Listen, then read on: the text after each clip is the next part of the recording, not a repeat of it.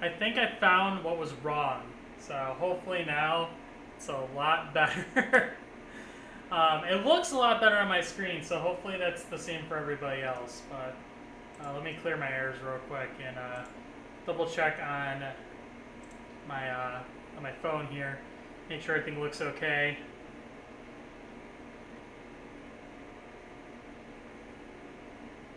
Come on.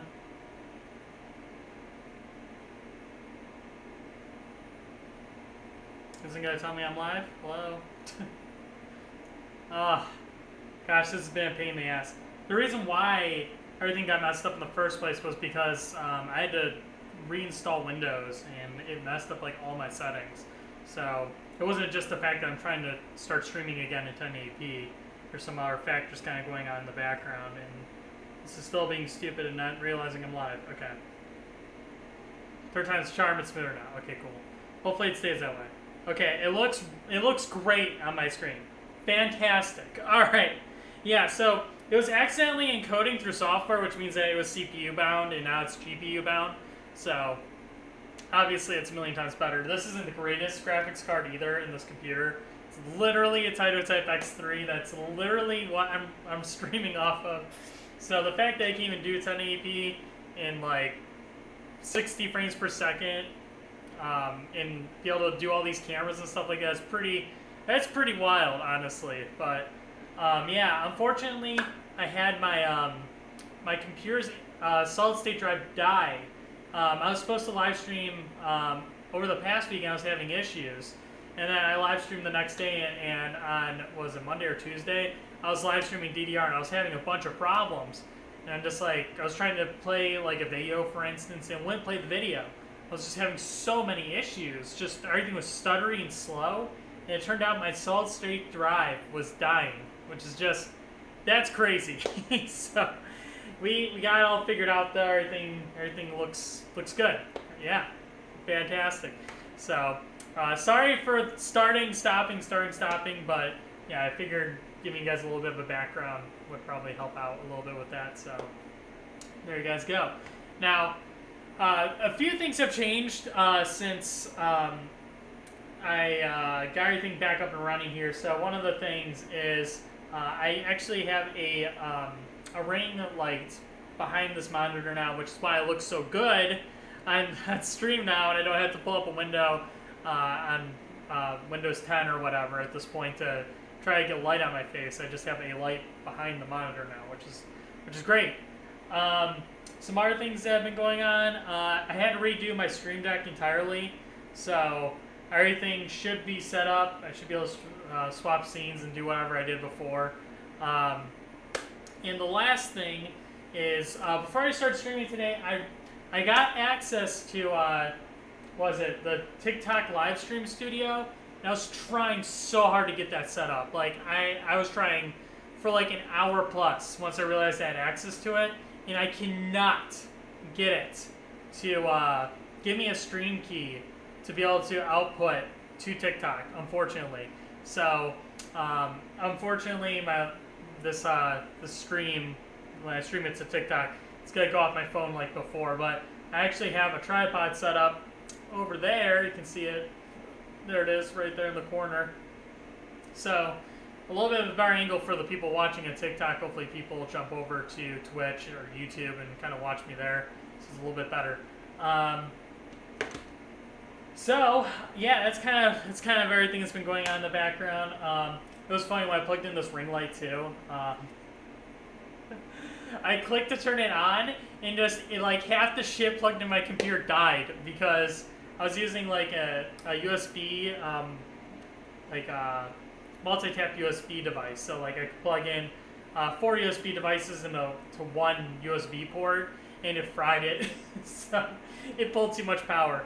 But now I actually have it plugged into a powered adapter, and everything's fine. Hopefully. But yeah, hopefully from here on out everything's just kind of smooth sailing. I really hope so. This has been a pain in the ass to set up. There's been a lot of shit going on in the background. So yeah, hopefully we're just smooth sailing from here on out. Another thing, I'm going to try really hard this month to try to stream every single day.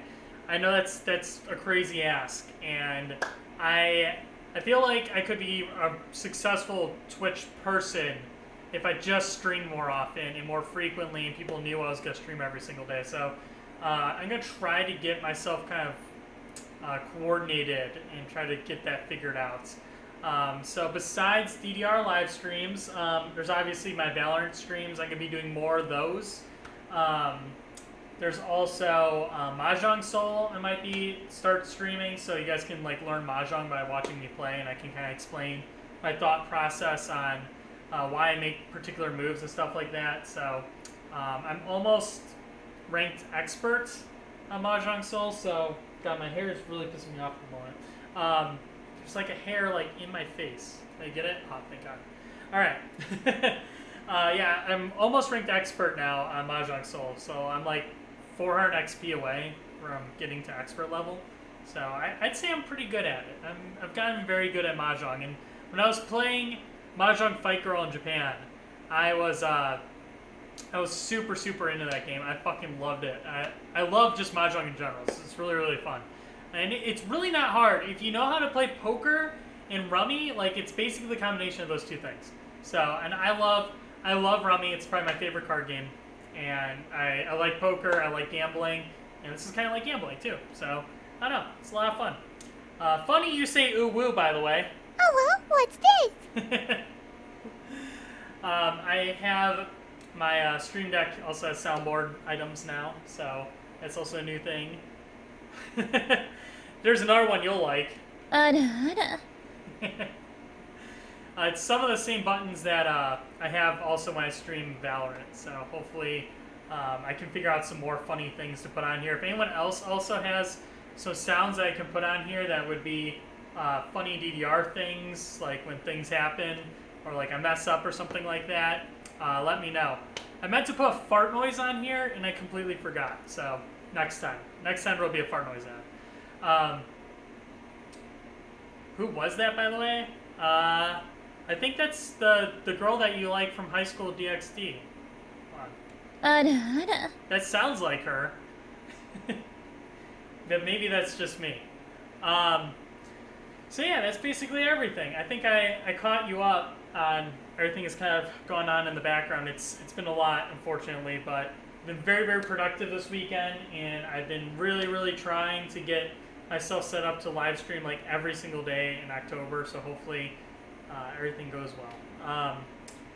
Also, since I do have access to the TikTok Creator Studio, I have the chat pulled up on my screen. I just don't know if it's going to show up because I'm not streaming off the TikTok Creator Studio. I'm going to be streaming off my phone, but hopefully they translate between each other and everything will be cool, because it'd be funny to read some of the chat, because I know Glitch Plays was reading some of the stuff on TikTok before, and it was so fucking funny because people just didn't know like anything about me, or like the fact that you can have arcade games in your house, and I don't know, it's just goofy. So yeah, I think I've caught you guys up on everything. So let's get TikTok ready to go, and we will begin streaming. Let's see. All right. See, I'm not banned anymore, so that's a plus. But I have to go put this up there, and then we'll get started on DDR.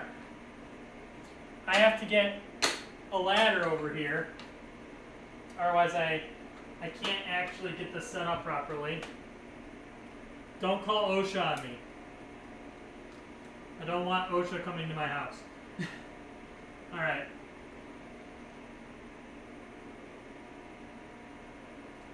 Yeah, that seems good, right? Yeah, that looks fantastic. Alright, we're going live. Ugh. Okay. Alright, I believe we are live. It looks like it. Could be wrong. Alright, and then let's get over to the main screen here. Alright. Nothing has started on fire, so I think we're Gucci. Another thing I forgot to mention too, real quick. One of the PFCs I got on my last live stream, I already got. I got it when I was actually in Japan, and it was the last song I played, which was No Life Queen or something like that. Yeah, I already had that PFC'd, unfortunately. So that didn't count. So I took one off that counter, and we're currently at 215 PFCs.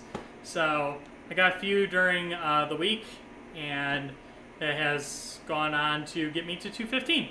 If you want to know what those MFCs are, if you go on my Twitter or on my Discord, I post them both on there. So there you guys go.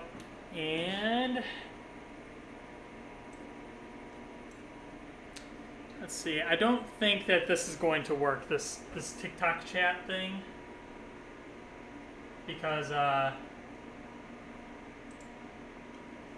I pull up my... Let's Google it real quick on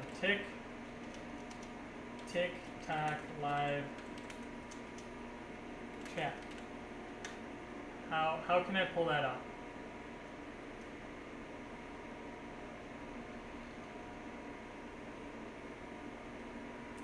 Damn it. I don't think this is gonna work. Well,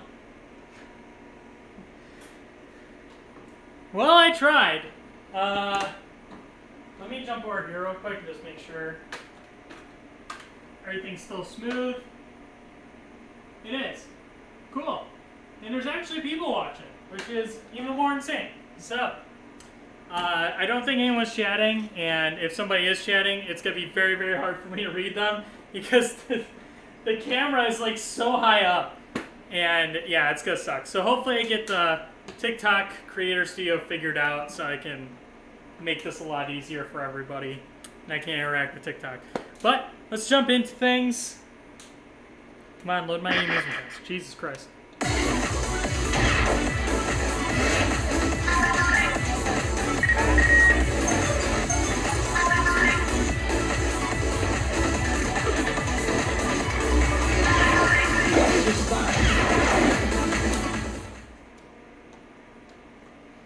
They'll be shocked you have a girlfriend too. I know. Oh, Guilty Diamonds. That was what it was called.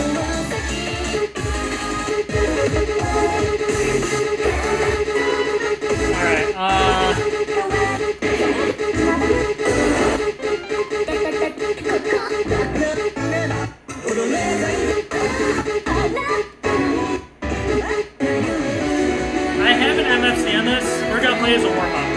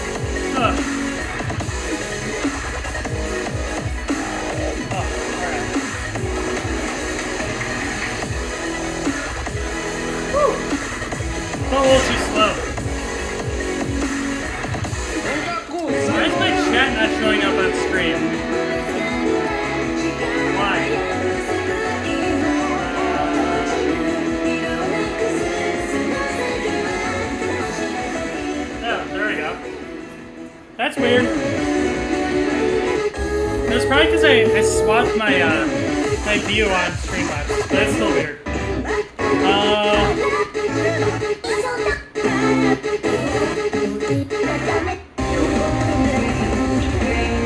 God, the song is actually not bad, but the song is so upsetting.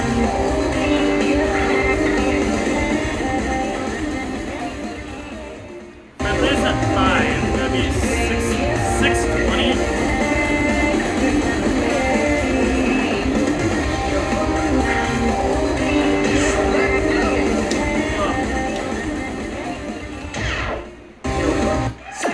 This might be really fucking fast. Pretty sure I was playing this on 4.5 in the arcade.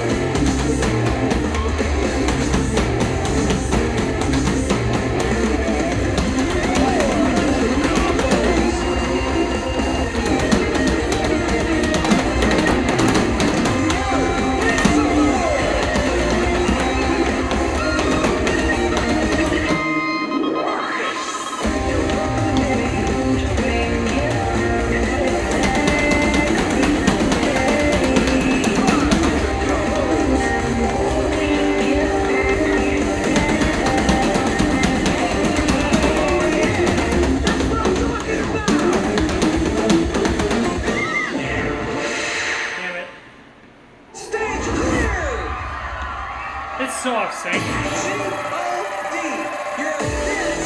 That's all.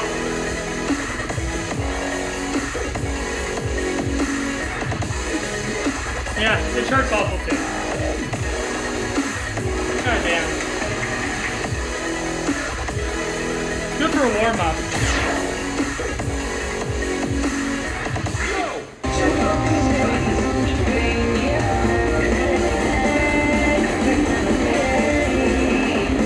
I don't know if it would be worse than 248 and 124. It's just so fucking off sync.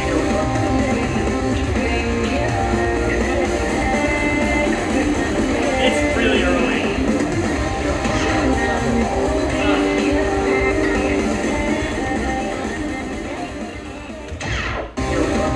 Final stage.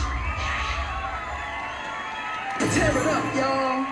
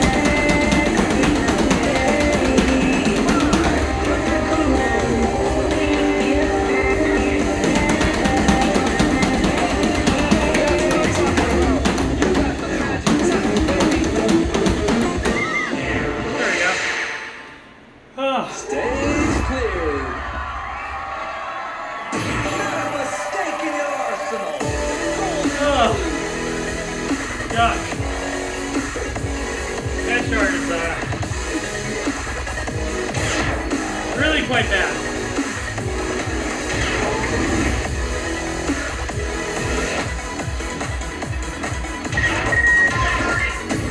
That's it. See you next time on the dance.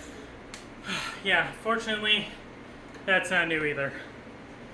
A handful of these songs I've gotten actually at an arcade, not here, so some of them are not going to count, even though I'm going to play them. It's just for fun too. That was a really good score on that, by the way. I know like 20 something perfects for like a 15 doesn't sound that enticing, but it is. I actually dominate. What the fuck? I actually dominate some of the streams that I saw.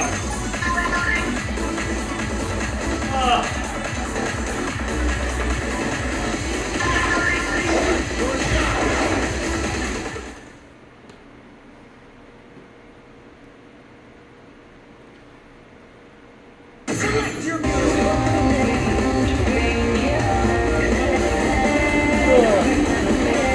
Oh god. Let's play this again.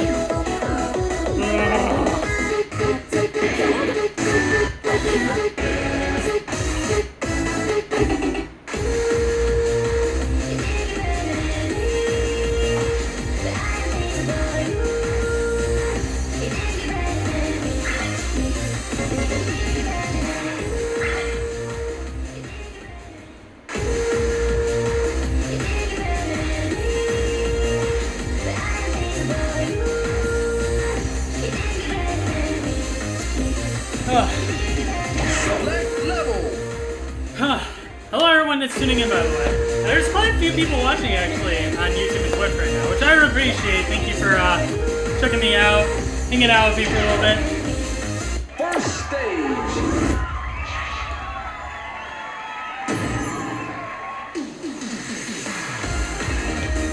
All right, let's go.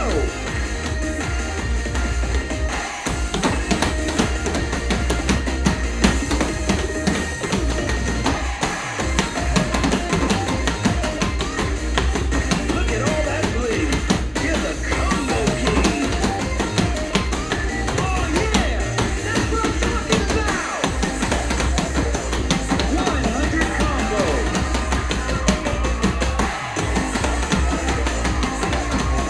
You're on fire.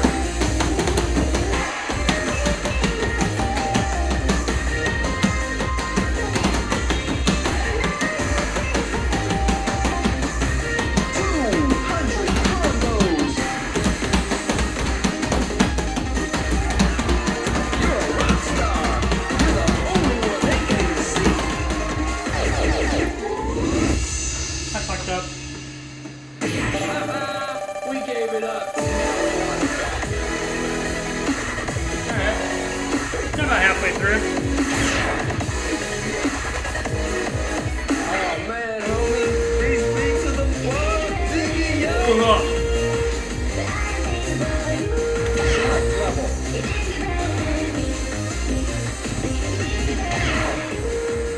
Second stage. This would be new, by the way. Ready, set, step.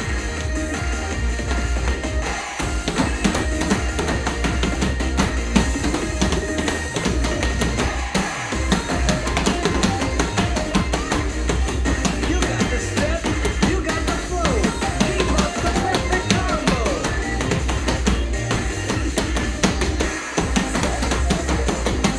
100 combos.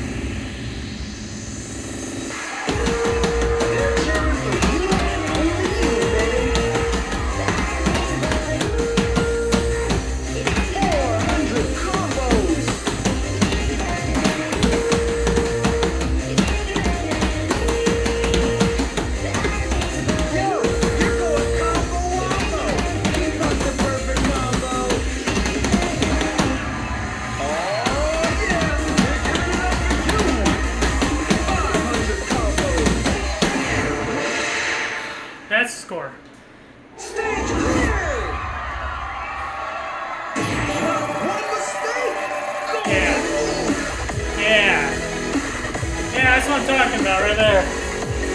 Woo! Alright. Yeah. This song's pretty good. Where is this Soda Fujimori song though? I always get scared that it's gonna have gimmicks in it. Thankfully that one didn't. Just straightforward through the whole thing. So I'm really thankful for that. Yeah, it's sure it's alright. Definitely some of the 16 streams I feel like should be gallops. Notably one of the first perfects I got.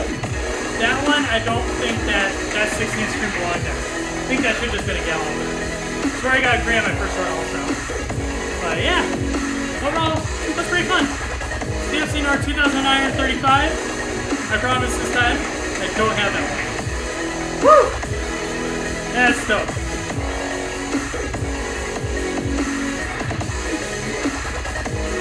I mostly went too fast. Music Psychola. Oh man, what do I play now?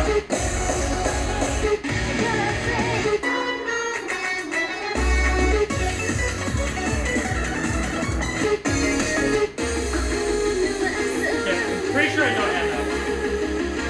Like 90%.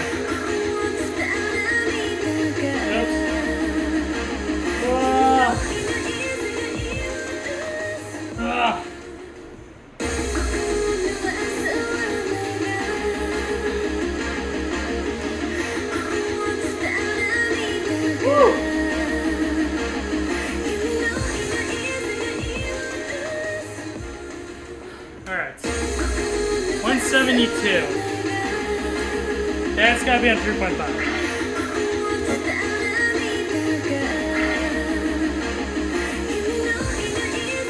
Select level. Final stage.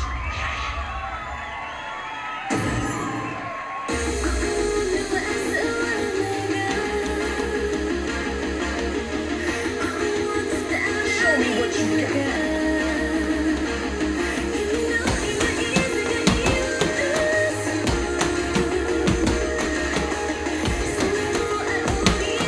I gotta probably restart this run.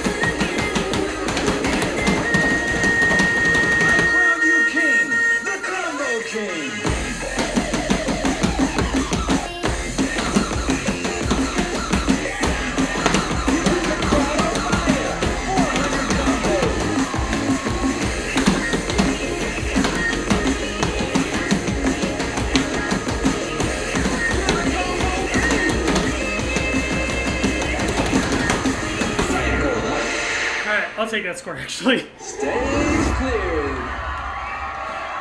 Not a mistake in your arsenal. That is a really hard 14. I was really not expecting that. A lot of crossovers. And everyone knows how much I love doing crossovers. I think I did 2 an entire run. And it was just because, like, I knew I was probably going to be able to time it better, even though I kind of butchered both of them. But it is what it is. It's a new score. Come back to me. It's pretty much a banger. But wow. That chart was not what I was expecting at all. Oh, let me take it. Level 14 with 14 deals. With 14 perfect. I got that's fine. Goddamn.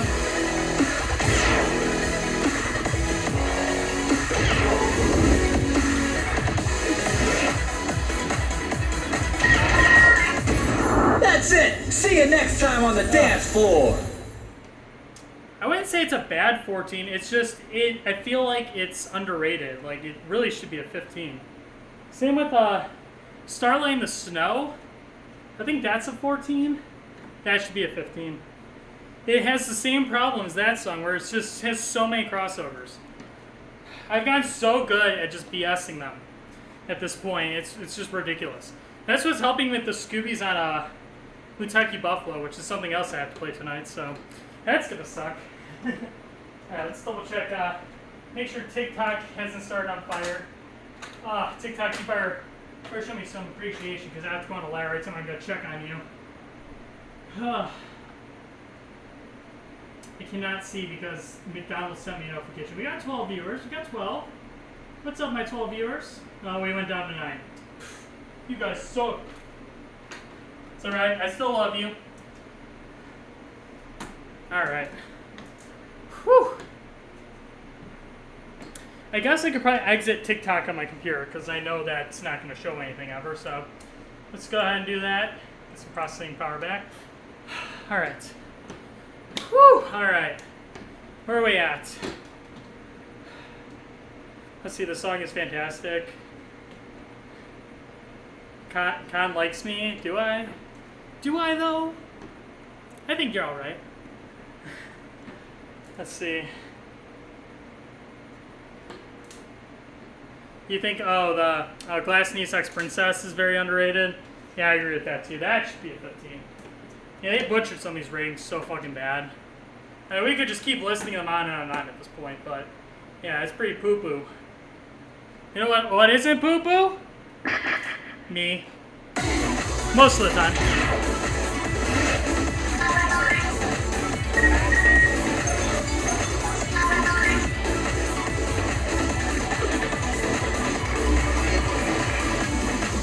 Have I played Jotan's Heaven's Code, the Gallop chart?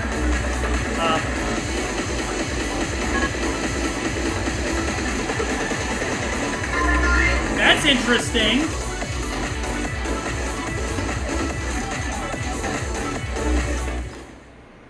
I got a network error. But I'm online! You motherfucker!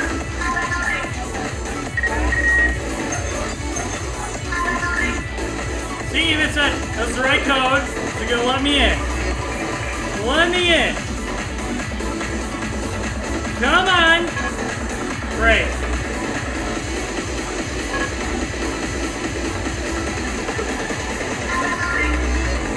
Uh-oh. Uh-oh. The server might have shat itself. Glitched? Checking the log now. Okay. Don't worry, folks. We'll probably get this situated. Well, that's gonna be a thing. Let's sit down for a minute. Just chat. Hi. How are you? I'm doing good. Random thought in my mind. Has anyone ever had like Jimmy Dean breakfast bowls or the sausage croissant sandwiches? Those should be against the law. I'm pretty sure they put crack in that. Oh, wonderful. Well, this stream might be over. Fuck! It won't even load the event tracker. Darn. So, for those not aware, I have to play this on a fan server. And Glitched Voids is one of the people that is a moderator on said server. So, when shit breaks, I go to him. And thankfully, he's one of my admins for my live stream. So, it kind of goes hand in hand. So, tell me about your trip to Japan. Ooh, you know, that'd be fun to do. Fuck. I really want to get, like, some pictures together. Let me see if I can get an iCloud real quick. Shit! I just realized I can't because my phone is up there! Fuck! Well, I'm just gonna have to tell you guys about it for right now. And I won't be able to show you guys pictures because I can't get the pictures because they're on my iPhone. My iPhone's all the way up fucking there. But you know what? Maybe I'll get it down in a second. Because I don't know if we're going to be able to stream DDR anymore. We might be fuckarooed, unfortunately. So, you've only eaten the ham and cheese croissant while you're fucking up. The sausage one is pretty goddamn good. Although you get some like bony material in the meat every once in a while. But for some reason, it's just, you just ignore that. You're just like, yeah, that's normal. Don't care. Maybe it's plastic. I don't fucking know. That shit's fucking busting though. You should be able to play without a card. I'm not gonna play without a card. What the fuck? No. Damn you. Why aren't we on WDS? Is that right? Cloud service? WDS or WPS? I don't remember. Why aren't we on cloud though? This shit wouldn't happen if we were attached to the cloud. Yeah. Well, anyways, maybe I'll end that TikTok live stream. We can sit down and talk about my trip to Japan. So yeah, let me go get my phone down and we'll end that TikTok live stream because I don't know if we're gonna ever get back to DDR unfortunately today because Trent sucks. All right, 1 second, guys. All right, TikTok. My stream has to end, unfortunately, because the server took a shit that I have to play on. So, bye-bye.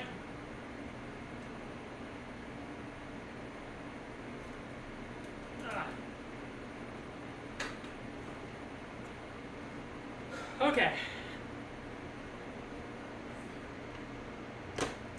Alright.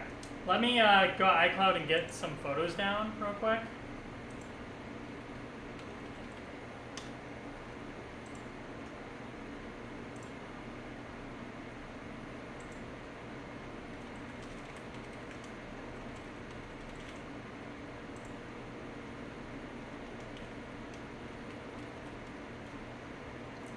Can't remember if that's my password. I think that's it. I never use iCloud, so two-factor authorization. See, this is what I was talking about. I need my phone. Allow.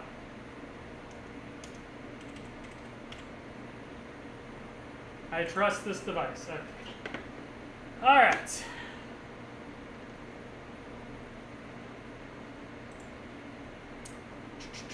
Alright, let's go to my photo library here. Alright, give me a second to collect all the photos real quick.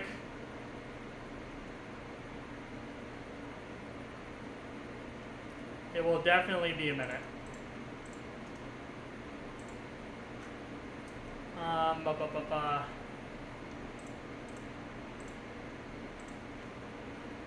I'm gonna get all photos. Oh, someone followed. Thank you, Moxio68, for following. I appreciate that. Now let's go get more photos for my Japan trip. I'm gonna get the stupidest fucking photos too. Just for funsies. I also gotta make sure I'm not showing anything inappropriate because obviously there's some inappropriate things when you go to Japan here. That's weird. That's not... Oh, I probably can't show that. I can't show that either. I can't show that either. Oh my god. I can't... Nope, can't show that one. Jesus Christ. Yeah. Gonna just keep clicking these boxes. There's just a lot of fucking photos here. It's a lot of DDR scores all in a row.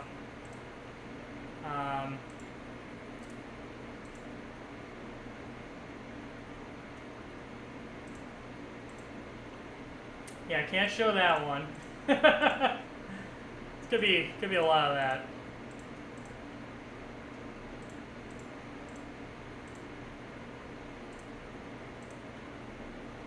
No, I can't show that. Can't show that one. Can't show that one. Can't show that one. Can't show that one. God, I don't know if I can. I have. This is a. It's technically a hentai. Yeah, no, I can't show that. It was a hentai shop. I took a photo of it to send to my friends, and yeah, it's a little too inappropriate, I guess. So yeah, that's not happening. Okay, do. Okay, cool. Alright. There's a lot of photos, okay? Just give me a minute. It's not like every week I go to Japan, so I had to get some fucking photos.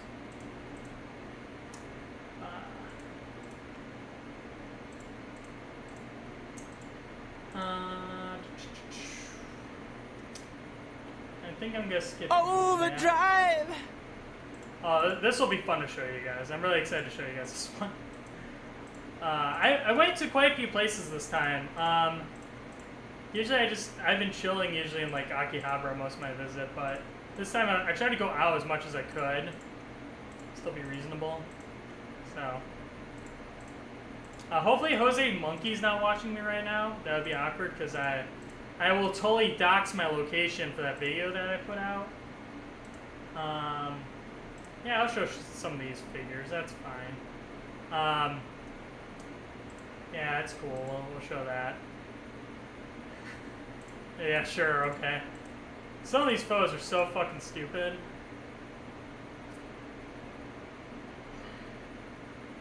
No, I better not show that. Can I? Fuck yeah, I will. Why not? You'll see in the background of my room my live stream anyways. Alright, I'm going, okay?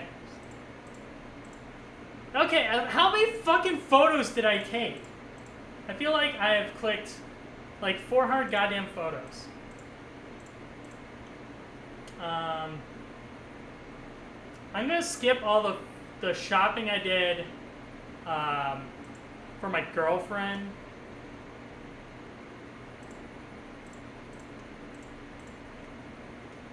She wanted everything Chromia related, and that's what she got. I'm going. Okay, I think we're getting near the end. Oh my god, how many fucking photos did I take?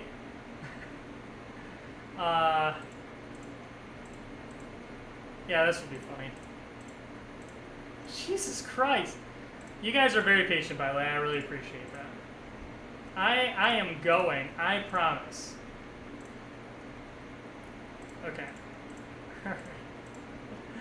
Alright. Jesus Christ. Come on. By the time I get through all downloading all these fucking photos, the server will be ready. Okay.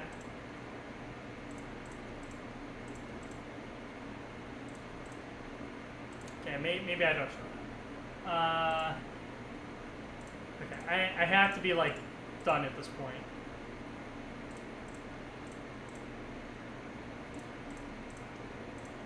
We're going. I don't know if I can show that one. We're gonna skip that. This is when I was shopping for my girlfriend. Maybe I will show you guys what I saw. So, and I'll explain why I had to take all these fucking photos. It'll be great.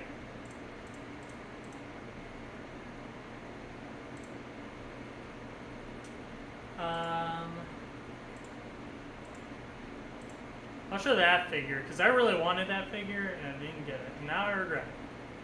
I'd show that one, but I think it's too inappropriate. I almost bought that. Damn.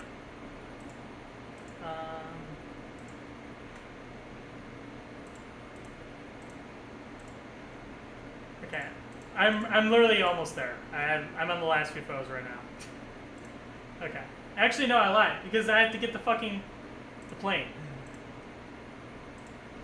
Okay.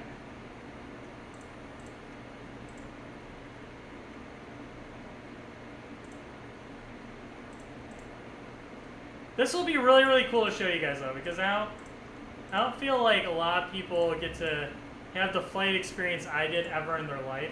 So there's a really tragic story that kind of goes along with it. So that will be fun.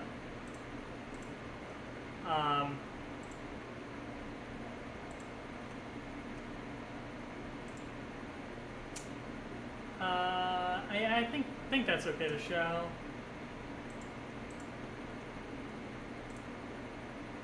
Alright, cool. I'm gonna download all these. 344. Man, I did a lot of clicking just now. Alright. Thank you guys once again for being so patient with me. I really appreciate it. It's downloading right now, so as soon as it's done, I'll do a video of the screen so you guys can see what I'm seeing.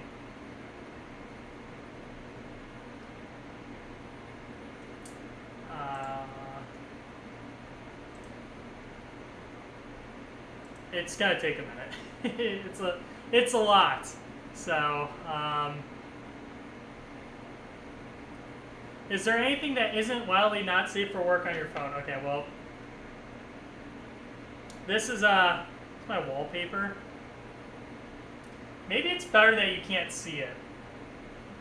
It's yeah, it's not super appropriate. You owe me like 300 push-ups. When will I get that? Fuck you, Travis! You don't want to play Valorant with me anymore! Oh, man. Okay, well, while that's finishing up, let me go ahead and try to get this all situated. I guess I'll make a new scene, maybe?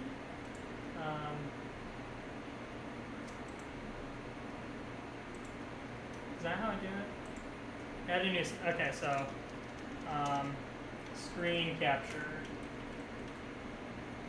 Screen capture. Boom. Okay. There's gonna be a whole lot of nothing right here. I know, it's beautiful. Just hold tight with me. We're gonna add a source. We're gonna add display capture. See now you can see my Streamlabs. The only problem is it's in the wrong resolution. Oh god, this is making me so nauseous. I'm gonna throw up. Oh my god, wait, there's an easy solution to this. Fit to screen. Okay. Yeah, that looks horrible. I know. Don't look at it too much. Alright, cool. Now we're gonna add display. No. Where is it? Yes, my webcam. Okay, cool. Yeah, we're gonna add the webcam. Sit down. Okay, cool. Oh, there I am. Hi. Now you can see me. Alright, cool. Put that like up here. It's gonna look like shit. We're gonna go back real quick to this screen, just to make sure I'm not on anything inappropriate on my iCloud. Cool. Wait. I have to wait. It's still downloading. It's still downloading. Someone messaged me on Discord. Is it important? I like how Trent's Glitch Points goes to Trent, and he's like, the server's on fire. And he just goes, no, it's not. Never mind, it is. Damn you! Every time I want to stream, shit goes wrong! Why can't it ever go right just once? Oh, okay. So, take a sip of this delicious Diet Pepsi.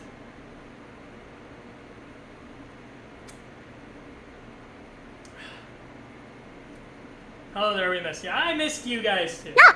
Hopefully we're gonna be live streaming a lot more often this month. You know, it'll be a lot more fun. Thank you for following, by the way. I'm just gonna call you Natty XTV. NatXTV. I like that. That sounds cool. Time to upgrade to Euromix 1. Oh my god.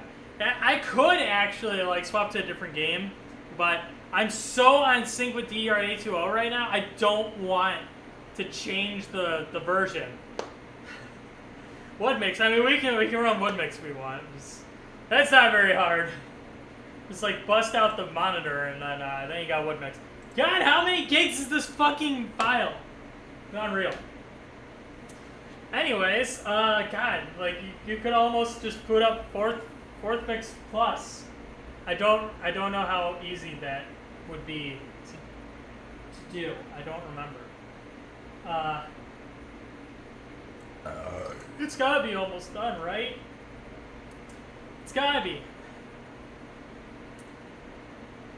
That is an old Oh My God Con reference. Yes, it is. You run a private server on A2O Plus. Yes, you have to. The only two companies that no, there's three actually in America. There's only three companies that have access to official amusement servers. Obviously, Round One's the big one. Dave & Buster's is the DDR one. The other one's Hawaiian Brian's, I think is the name of it. I don't remember. But they got A3 first, which is really weird. But it's because they were on a coin share plan. So, yeah. If you're running at home or something like that, you have to run on a private server. And there's just no way around that. Like, you have to run on some sort of server to get the game to boot. So, it's kind of what I'm doing. I'm running on a private server. But I have made everything else humanly possible legitimate with this setup. Like, literally. Like, the only thing that's been substituted for me is the server, because it's impossible for me to get access to it. So, I have the official board that runs the game. That took me so fucking long to get. It's not even the Chimera version that, like, you can build off of, like, two other game boards to make, like, a DDR computer. This is a official DDR computer. Like, they don't come up for sale, like, ever. So, I actually have one. And I actually have a bunch of parts that I have never installed in my machine that I still have, like the USB ports. I have the USB port adapter for my machine.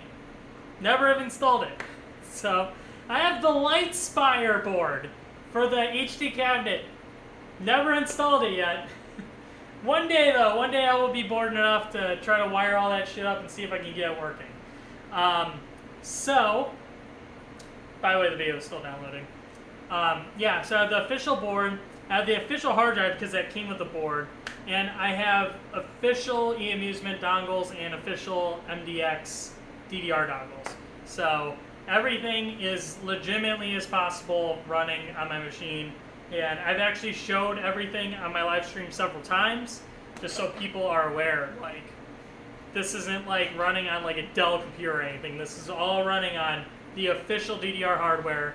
I've only played games like on legitimate hardware ever, because if you're playing on anything else, like, timings get all kinds of fucked up. It could be relatively a lot easier to play games, so it's just kind of, you really have to be dedicated like I am, and people need to spend a lot of money to make all that happen, and I've obviously have done that, and it was a humongous pain in the ass, but here we are. You know, it's took a long time to get everything sorted, but everything's running as official as possible. If Konami came to me and they're just like, hey, you want official amusement, buddy? And they said, like, it was like $300 a month, I would fucking do it. It would just really, it would have to drive me to play a lot more often. And I have friends and stuff come over to play, but I'm just throwing out a random number out there and everything. Don't read too much into that. But yeah, like, if they ever allowed me to have official amusement, I would totally fucking sign up for that, and they would get all the money out of me, unfortunately. So, playing on non-official servers sucks on a few levels, because, like, I don't get to compete with, like, friends from other regions as easily. So, like, if I wanted to, like, rival, like, Rabbit, it's like one of the DDR girls in Japan. Like, she's like one of my favorite rivals. She gets really close scores to me, so I really like having, like, her scores, like, show up so I can see how much I need to beat them. But unfortunately, if I'm playing on a fan server, I can't do that. So that's the only poopy part. Yeah, I think the file's done downloading, so let me get this over to the desktop, I guess.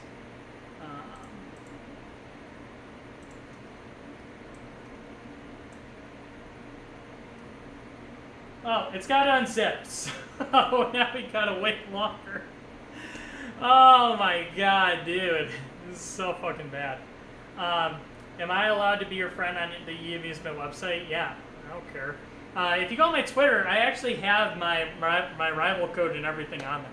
I don't like block people or anything, so anyone can rival me. I don't care. I know in Japan they're really sensitive about that, by the way. Like that's why, like when you watch like people play like Beat Mania, they like black out the screen on the results screen so you can't see the people that played in the shop.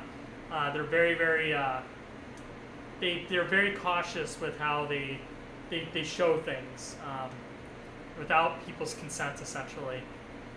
So, and there's a whole bunch of drama recently on the DDR Twitter and stuff like that, talking about official eAmusement running bootleg DDRs and stuff like that. So, lots of DDR drama lately.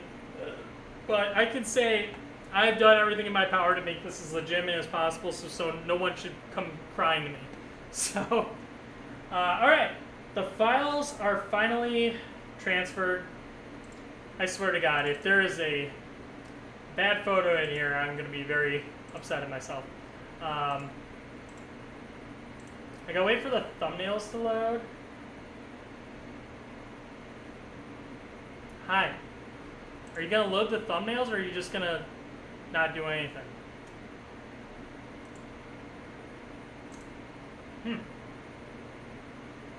Cool.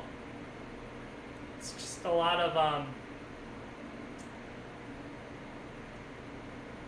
oh shit, I can't see.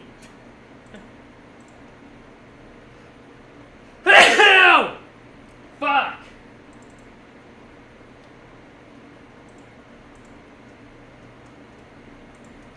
Hello.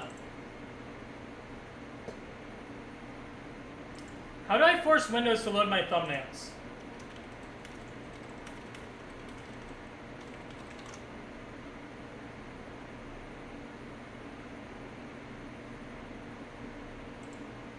Maybe it's the wrong thing. View options.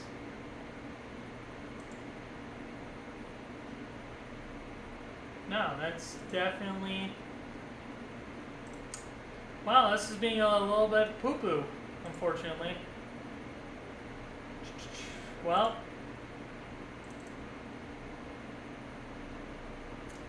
geez, you don't say. I'm gonna have to open with the photo viewer. Oh my God, dude. I have to download a fucking adapter for fucking photo viewer to look at my iPhone photos. Why? Bro, this is so fucking cursed. It makes me. It's $1. What? Why, dude? This is so fucking bad. Dude. What if I Windows Photo Viewer? Windows 10. It's got to be able to load it.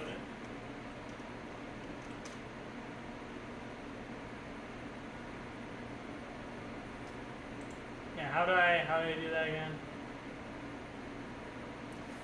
Fuck you. Yes, tell me how to get it back. I've done it on every computer except this one.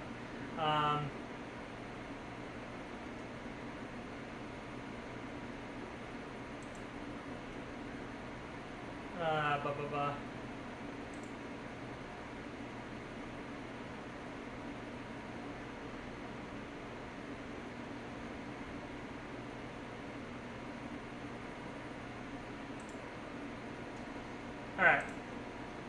Maybe this will fix my problem. Okay, we got Windows Photo Viewer back. Let's see if it'll let me view this fucking photo.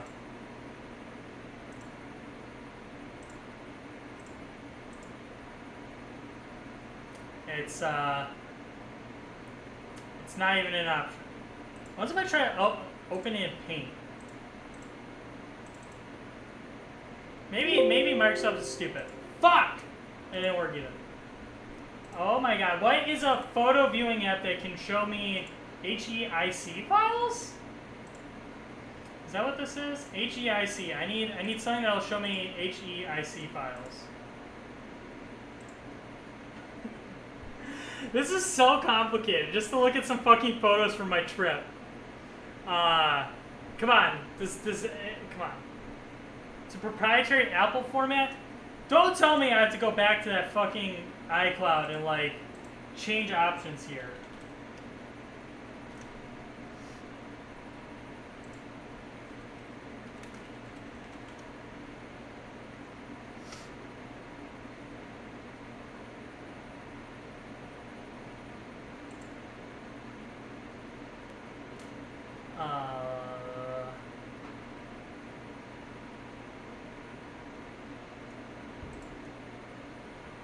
It's a proprietary Apple format. Yeah, you don't say.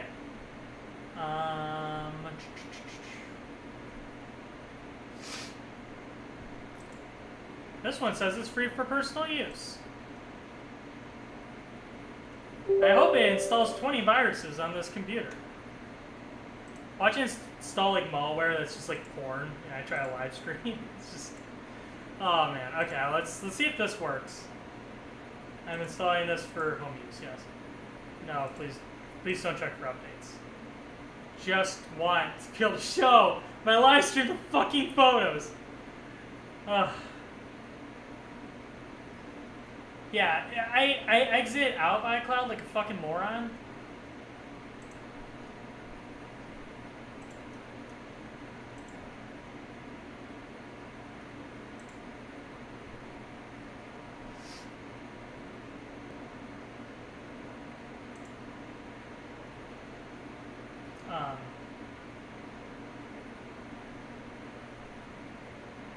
Where did that go?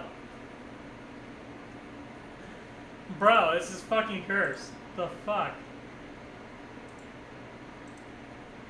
Did it put on my desktop?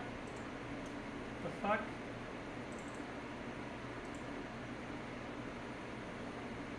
Oh, convert to JPEG with copy text. Does it work? It does! Oh my gosh, it's beautiful. Oh, and Windows Phone here is showing me.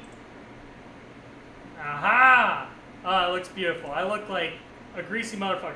Alright, cool. Let's take all the .heic files and convert them all at once.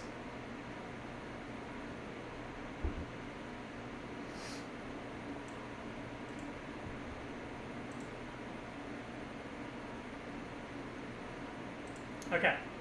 We're finally getting somewhere. Jesus Christ. My ass hurts. I need to stand up for a minute. Oh my god. Ugh. Yeah. I feel a lot better now. Dude, does anyone realize what chair I'm sitting in? Look at this shit. This is not a chair you want to sit in for a long ass time, okay? This fucking sucks right here. Like, yeah, look, it has a back to it because like I've missed fucking sitting on stools. Like, I literally have fallen off a fucking stool like 20 goddamn times. So, fun. Alright. That's converting. Look how fat I am. This is great. Ugh. Yes.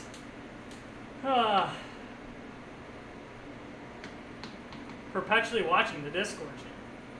Oh, for the fucking thing to go live? Do you think it's live right now? Let's look. Let's go back to gameplay. Watch me break the server because I'm trying to go fucking back to DDR.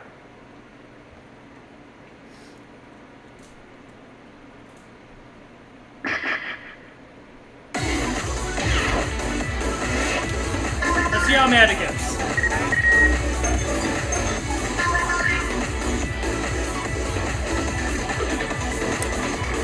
Hey! Hey, you loaded me in! Well, fuck! Alright. Well, while that's converting, let's, I guess let's stream some DDR while we wait.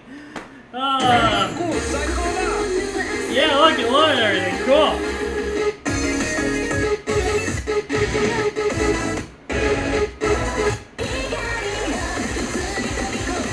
That was fucking disappointing.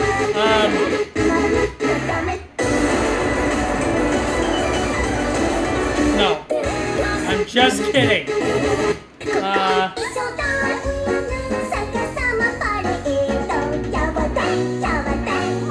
No! I got 100 image limit! Oh my god. Fuck this stupid fuck. Fuck you!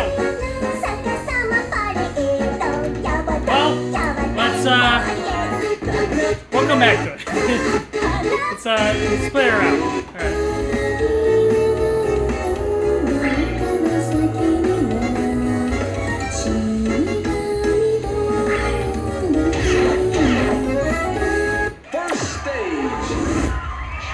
Well, if I have to pay a goddamn dollar, I will. Like, I just am so fucking mad about that.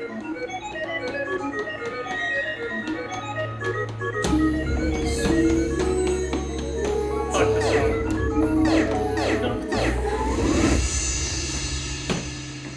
I got it. You got it. Send me the HEIC file or Discord. Do you not realize how big of a file it would be to send you? There's 313 photos. Oh man. Show me what you got.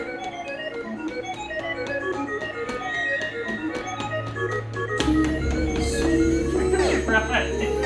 It's not right! Training mode. It's for you. This song is stupid early. You better be fucking right. I'm putting all my faith in you this round. Right here. Ready, set, step. Bring back Hina Bit. Fuck.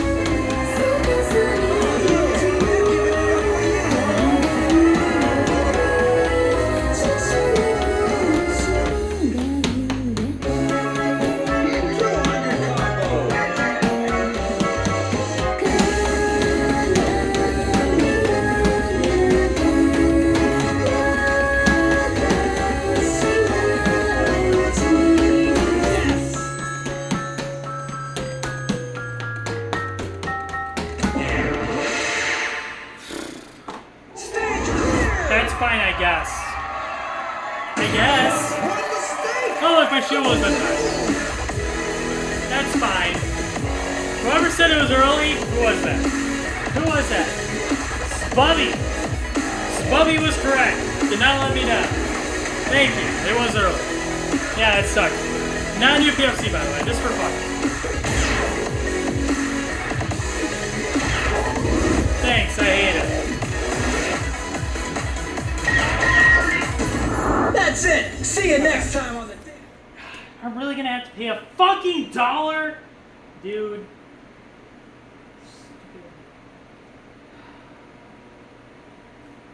You know, Microsoft, if I pay $1, it better be good for every fucking computer.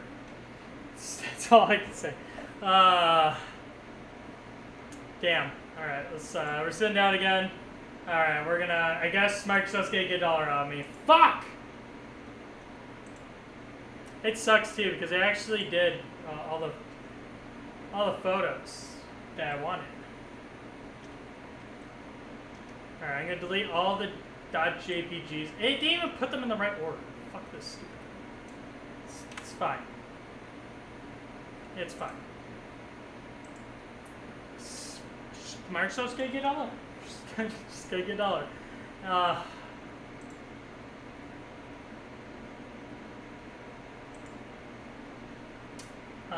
Let's go to these. Can I? Yeah.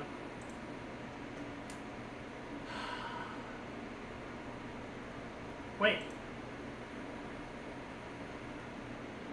Now it's showing.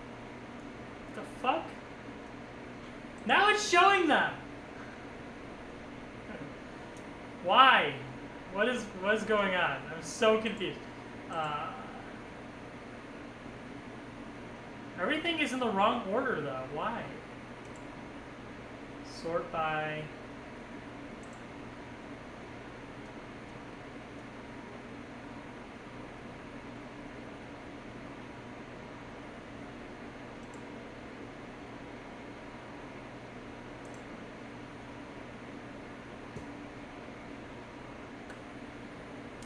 I'm very confused. It's like these three are in the wrong spot. I guess I'll just delete those. They're not really anything to look at, honestly.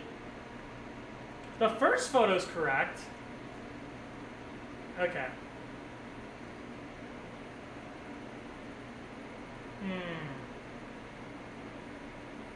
I'm very confused right now.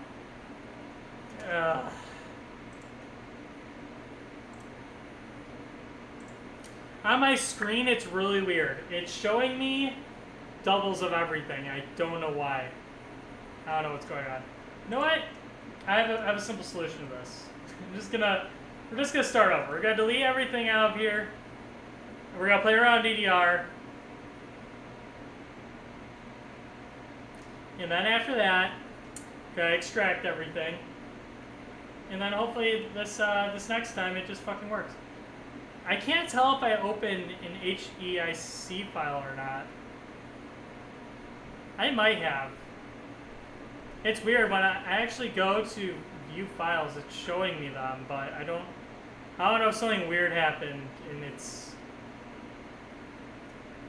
I'm so confused, dude. Deletes. Okay. This has been very, very stressful, actually. Do I want to talk about it? I almost kind of do. Okay. It's just all of this needs to be moved into here. Alright, well, while that's doing its thing, let's go back to DDR. Ugh. This song is a banger.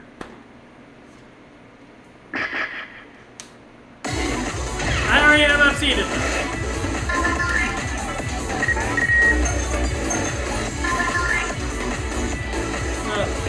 Alright.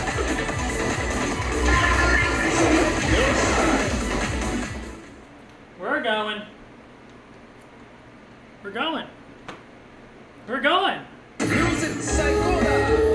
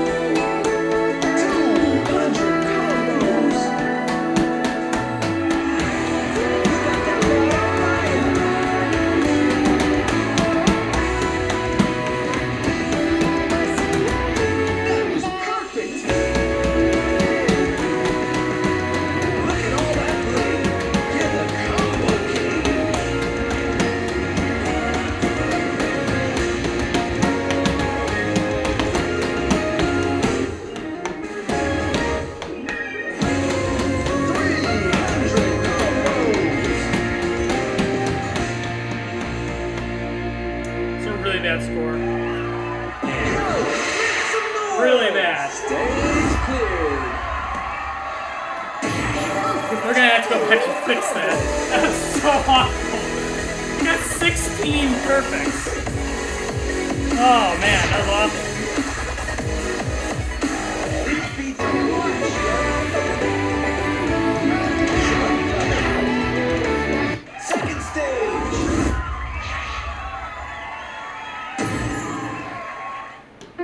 I know, everybody thinks this song's a banger.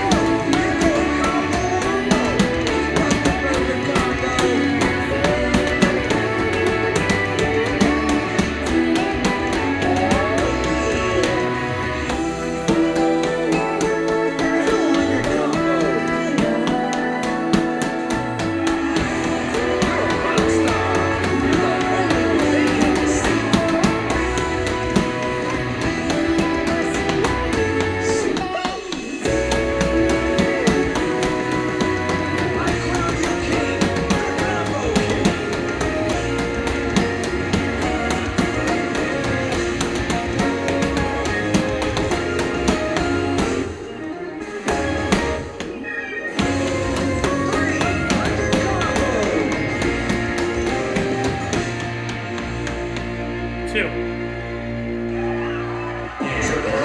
Much better. For you. Stage clear. Perfect 4 combo. Well, that would have been a new marvelous full combo that wasn't such a fucking idiot. But it beat 16 perfects, that's for sure. It's early. It's definitely an early song. So, knowing that information, and playing it on 5.5, this isn't so bad.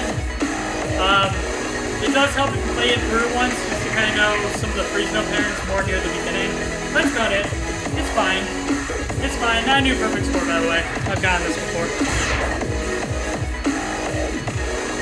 Yo, check out these guys. Do we try to NFC that real quick? Yeah, fuck it, why not? Final stage. If I don't get it, we just go and cry in the corner. It's cool. See, like that corner is there are arcade machines.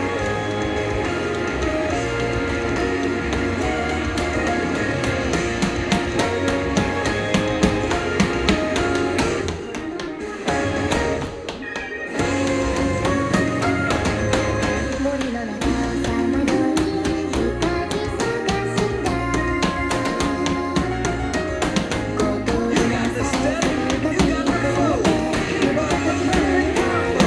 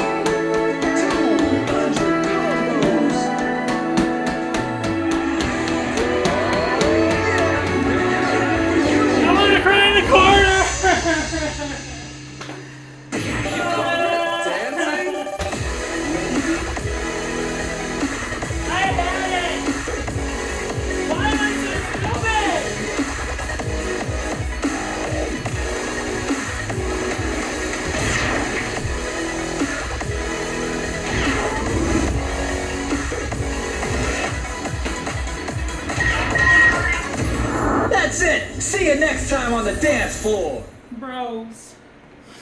Bros. I had it. Why am I so bad at this game? Fuck. It's only a level 10, but man, that's pretty hard for level 10, honestly, to 10 FC at least. Alright, well, let's see if let's see if this wants to do its thing now. That would just be fantastic. Wow.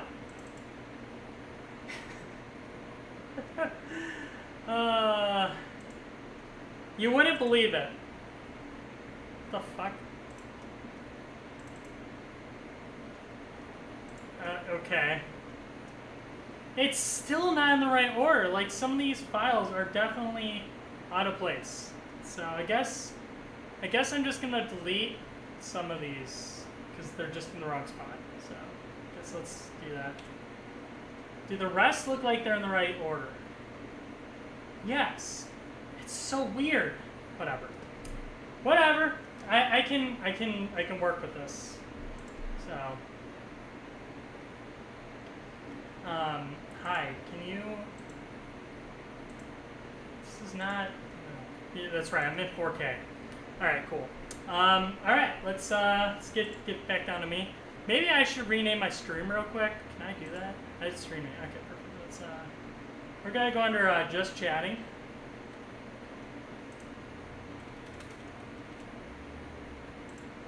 Now we're gonna talk about my Japan trip.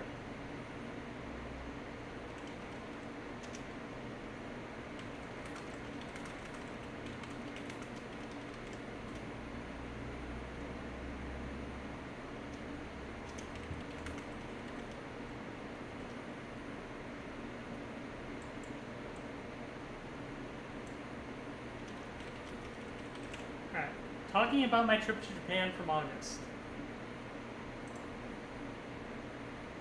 Yeah, that's fine. It's probably not the right way to write that, but cool. Alright, well, now we're onto the right category. Okay, cool. So, I'm going to try to do this so I can still see the chat on the side here. So let me get this, I guess, figured out. If I open this, new window.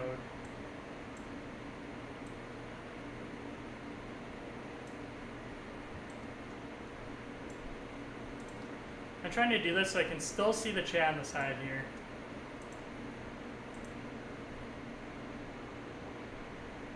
Is it showing me all my photos? Okay, yeah, it is. That's really, really bizarre. Now it's all showing in Windows Windows Photos. I don't exactly know why.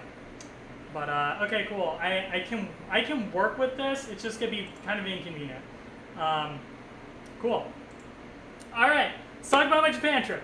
All right, so before you swap over to my desktop screen, let me talk about some of the logistics that went on before I even went in this year. So,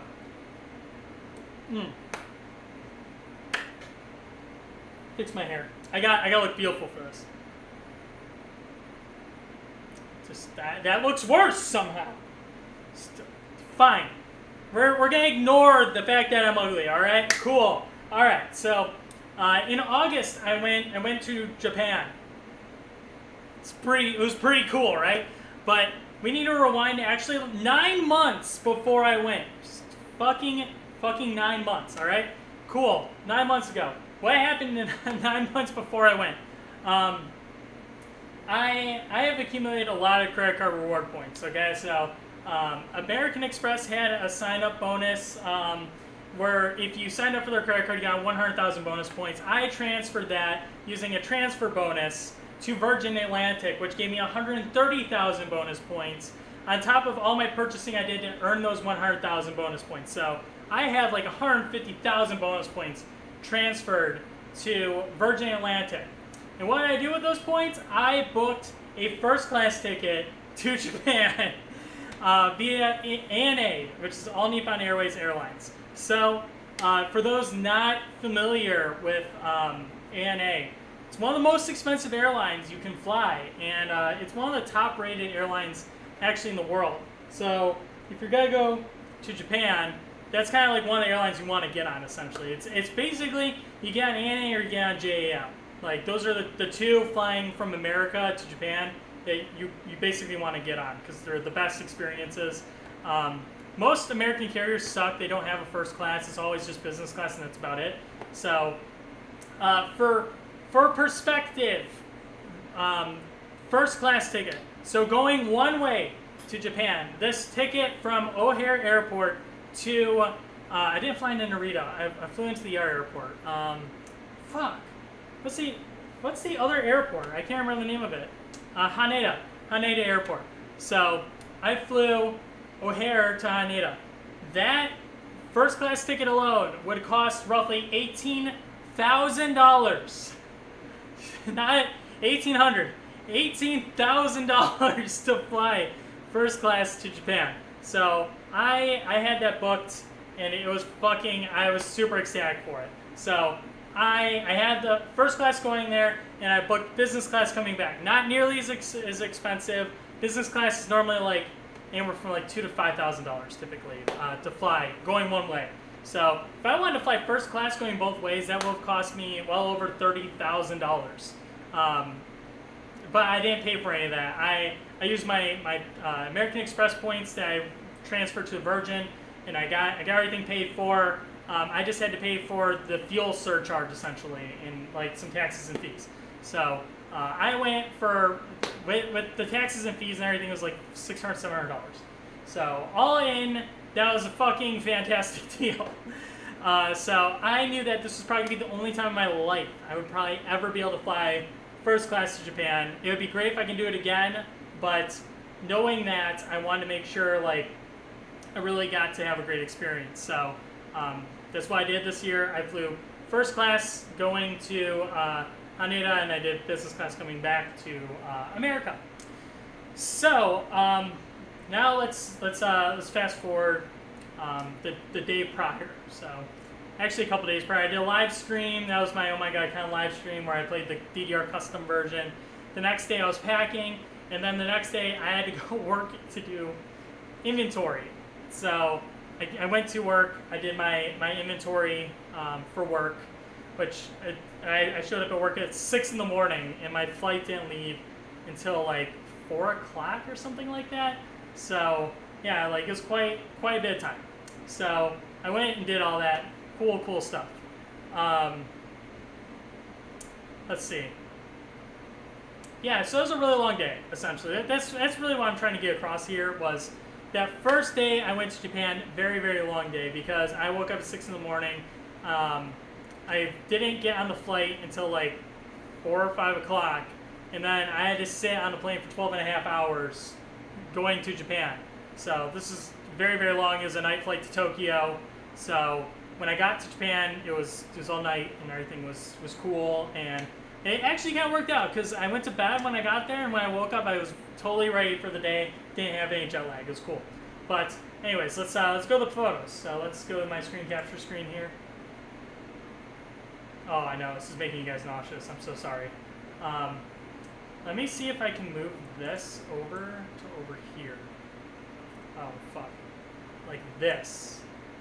So I'm gonna put this in the corner here because the rest of this is gonna be taken up by photos and videos potentially. So without further ado, let's go into the photos. So just realized there's a photo missing. No, let me go back one photo.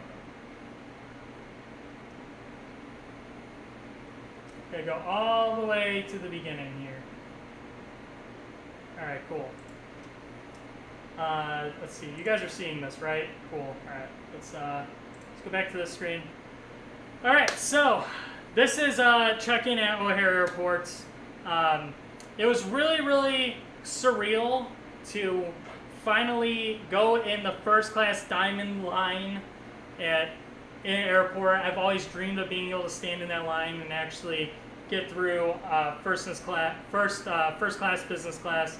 So I was the only person flying first class on this particular day, which is insane, and you'll get some photos in May here. So, yeah, got to the O'Hare Airport, got to stand in that line, got to check in instantaneously, and then I had TSA pre-check, got to go through security really quickly, and then I went over to. Is this gonna? Yeah. Okay. Cool. To the United Players Lounge. Can this hide?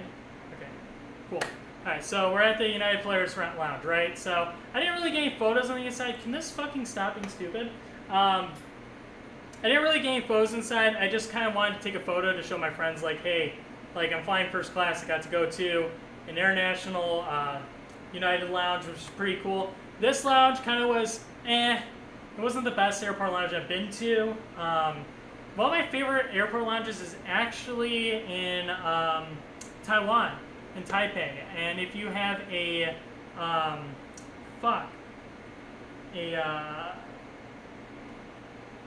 cannot remember the pass name, but basically it's a pass that allows you to go to airport lounges for free. So I had one of those, and the airport lounge is a lot better than this one, but you're not going to complain because getting into an airport lounge is typically very expensive if you don't have a first class ticket. So I got to go to the United Players Lounge because I was flying ENA, and it tells you on that sign, like, oh, you can go to this Players Lounge if you're flying to any of these continents with a Star Alliance member airline, which ANA is. So I got to go to the United Players Lounge, and then if we actually go back a little bit, there was a photo of me sitting in the lounge. I'm not going to show it because it's completely out of order otherwise. So we're going to go here. This is also taken in the lounge, just showing my information. So, when I got to the actual check-in, this is where it got kind of weird. Can this fucking go away and we can look at this weird person standing here? So, I got to go to the first class like seating area. It was very awkward for me because I showed up like a minute and a half before boarding, and I went to this first class area and they're just like, oh, are you flying first class? Yes. So, this person let me in, right? And they're just like, cool, you're in. And then she didn't tell me like to sit down. Like she just kind of like waved me in. So I went to the gate like thinking like it was ready to board already. And they're just like, no, go take a seat. And I had to sit here in these 4 chairs, which was just kind of awkward because everyone was fucking staring at me at this airport, wondering if I was like some fucking celebrity or something. It's really bizarre. So, yeah, it was just a really interesting experience from the get-go, flying first class. So I got to sit down and be in this very exclusive area, and everyone was staring at me, wondering who the fuck I was, and I was just a nobody. I just used points essentially to get on the airline. So, yeah, funny. All right, so next one. This is me sitting in first class. So this is what the seat looks like. You get your own personal pair of pajamas to wear. So these are the ANA provided pajamas. And just for future reference for anyone that's flying to Japan or any other Asian country, if you are getting pajamas, just be warned it is in Asian sizes. So I wear a large in America. Sometimes an XL, just depending. Like this shirt's an XL. I like baggy clothes. But yeah, so if you want to wear like their attire and stuff like that, you have to get one size higher, so this is an XL. I just thought I'd throw it in there just for some fun information. But yeah, I was the only one sitting in first class during this flight. You can see I'm sitting down having my glass of Krug champagne, which that's like $500 a bottle or something like that. It's really cool. So this was a very unique experience, and if you fly first class, you get to have like all these drink benefits and food benefits and stuff like that. It's basically, you're limitless. So if I wanted to have a $600 bottle of Suntory whiskey, they would give me the $600 bottle of Suntory whiskey. They don't give a fuck. So my friends were actually pretty, I wouldn't say mad, but they're like frustrated, like, why didn't you get the Suntory whiskey? Like, that's like $600 a bottle. And like, I'm not a whiskey drinker. I don't usually drink alcohol at all, but today was a special day, so I drank some Krug champagne. And champagne's really good in my opinion. I would drink it all the time, except obviously alcohol is bad for you. So I didn't. Here is what the rest of first class look like. Again, I'm the only one here. Also, first class, there's only 8 seats in first class. So that's just kind of weird in itself. Like, just understanding, like, there's 400 seats on this flight, and 8 of them are first class, and that's it. It's really, really bizarre. Like, even, like, for business class, there's probably, like, 80 seats or something like that. It's, like, 10 times larger. So, just kind of crazy. But, yeah, that's me sitting in first class all by myself, just trying to be comfortable. And then let's move. This is my personal flight attendant, Momo. She was very, very wonderful, and she made sure I had a very, very pleasant flight. So shout outs to her and the rest of the ANA crew. They were like the nicest people ever on this flight, and they were just like so fascinated by like me being the only person in first class this day, and they were asking me a bunch of questions, and I don't know, it was just really, really cool. So shout outs to her. She's really, really dope. So this is what it looks like flying to Japan. When you're going from Chicago to Tokyo, the flight is going to be a lot longer than going the opposite way. So if I was going Tokyo to Chicago, it's about a 2-hour difference in the favor of the time not taking as long. So just wanted to show that. I got free Wi-Fi on the plane. It was really, really dookie. It fucking sucked. But it was just cool because I got to keep that card and everything. So then they gave me this Veron men's skincare Suntory cosmetic stuff. Apparently that's very expensive. It's like $100, that little thing that they gave me. And I took an eye mask so I could rest on the flight. I have to worry about being stupid. And so you get to keep your pajamas, right? And I put these two items with my pajamas that they gave me, and I accidentally left them in the airport because I was in a rush to get through security because I only had so much time to pick up my Wi-Fi adapter, which was really, really funny. But yeah, I didn't get to keep that. It got lost at Haneda Airport before security clearance. So yeah, it's the last time I'll ever see that. Bye-bye. This is my starters. So basically, there's a few different courses you can do when you're flying first class and ANA.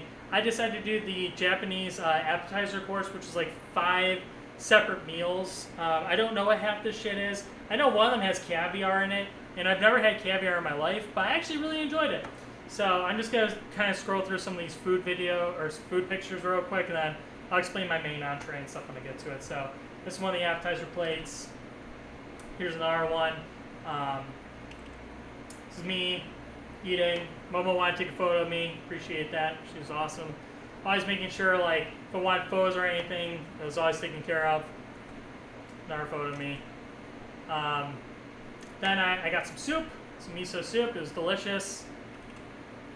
I don't know what this is, but I think the caviar might have been on that plate somewhere. You just can't see it. But it was really, really good. And then I got my steak dinner. I don't know what sauce was on this, but it was fucking so goddamn good. I really wish I could go back and like figure out what their recipe was, because like it was just amazing.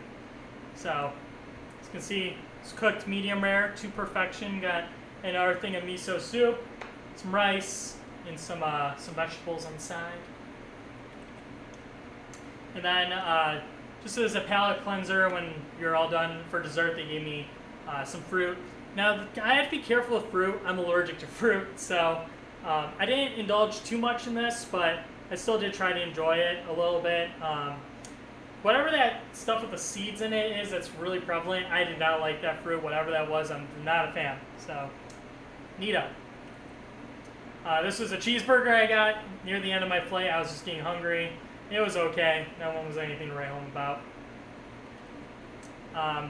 And then when we were wrapping up the flight, I got changed out of my pajamas, and then the crew came over, my flight attendant, and she gave me this letter, handwritten letter with Spy Family characters on it. The 2 pilots gave me these stickers and this handkerchief for being on the flight with them. So, and chocolate, most important thing there. But they gave me this letter here. It says, Mr. Hanson, Mark Clayton. My middle name's Clayton, and it shows up kind of weird whenever I fly internationally somewhere. It always puts the middle name last, which is kind of awkward. So they weren't sure how to write that, obviously.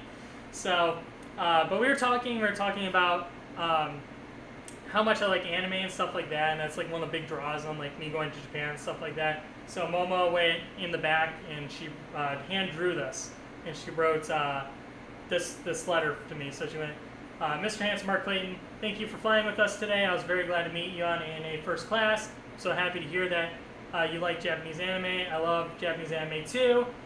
If we can meet in the next flight, let's talk about anime again. Please enjoy Akihabara stay. We hope you have a wonderful time in Japan. Love the Nippon Airways crew and Momo. So this is pretty really dope. It's one of the coolest things I've gotten from like being on a flight ever, and I 100% kept this letter. So I really, really appreciate them doing stuff like this. It means a lot to me. So yeah, and then that was the airplane I took. So this was me after I exited the plane.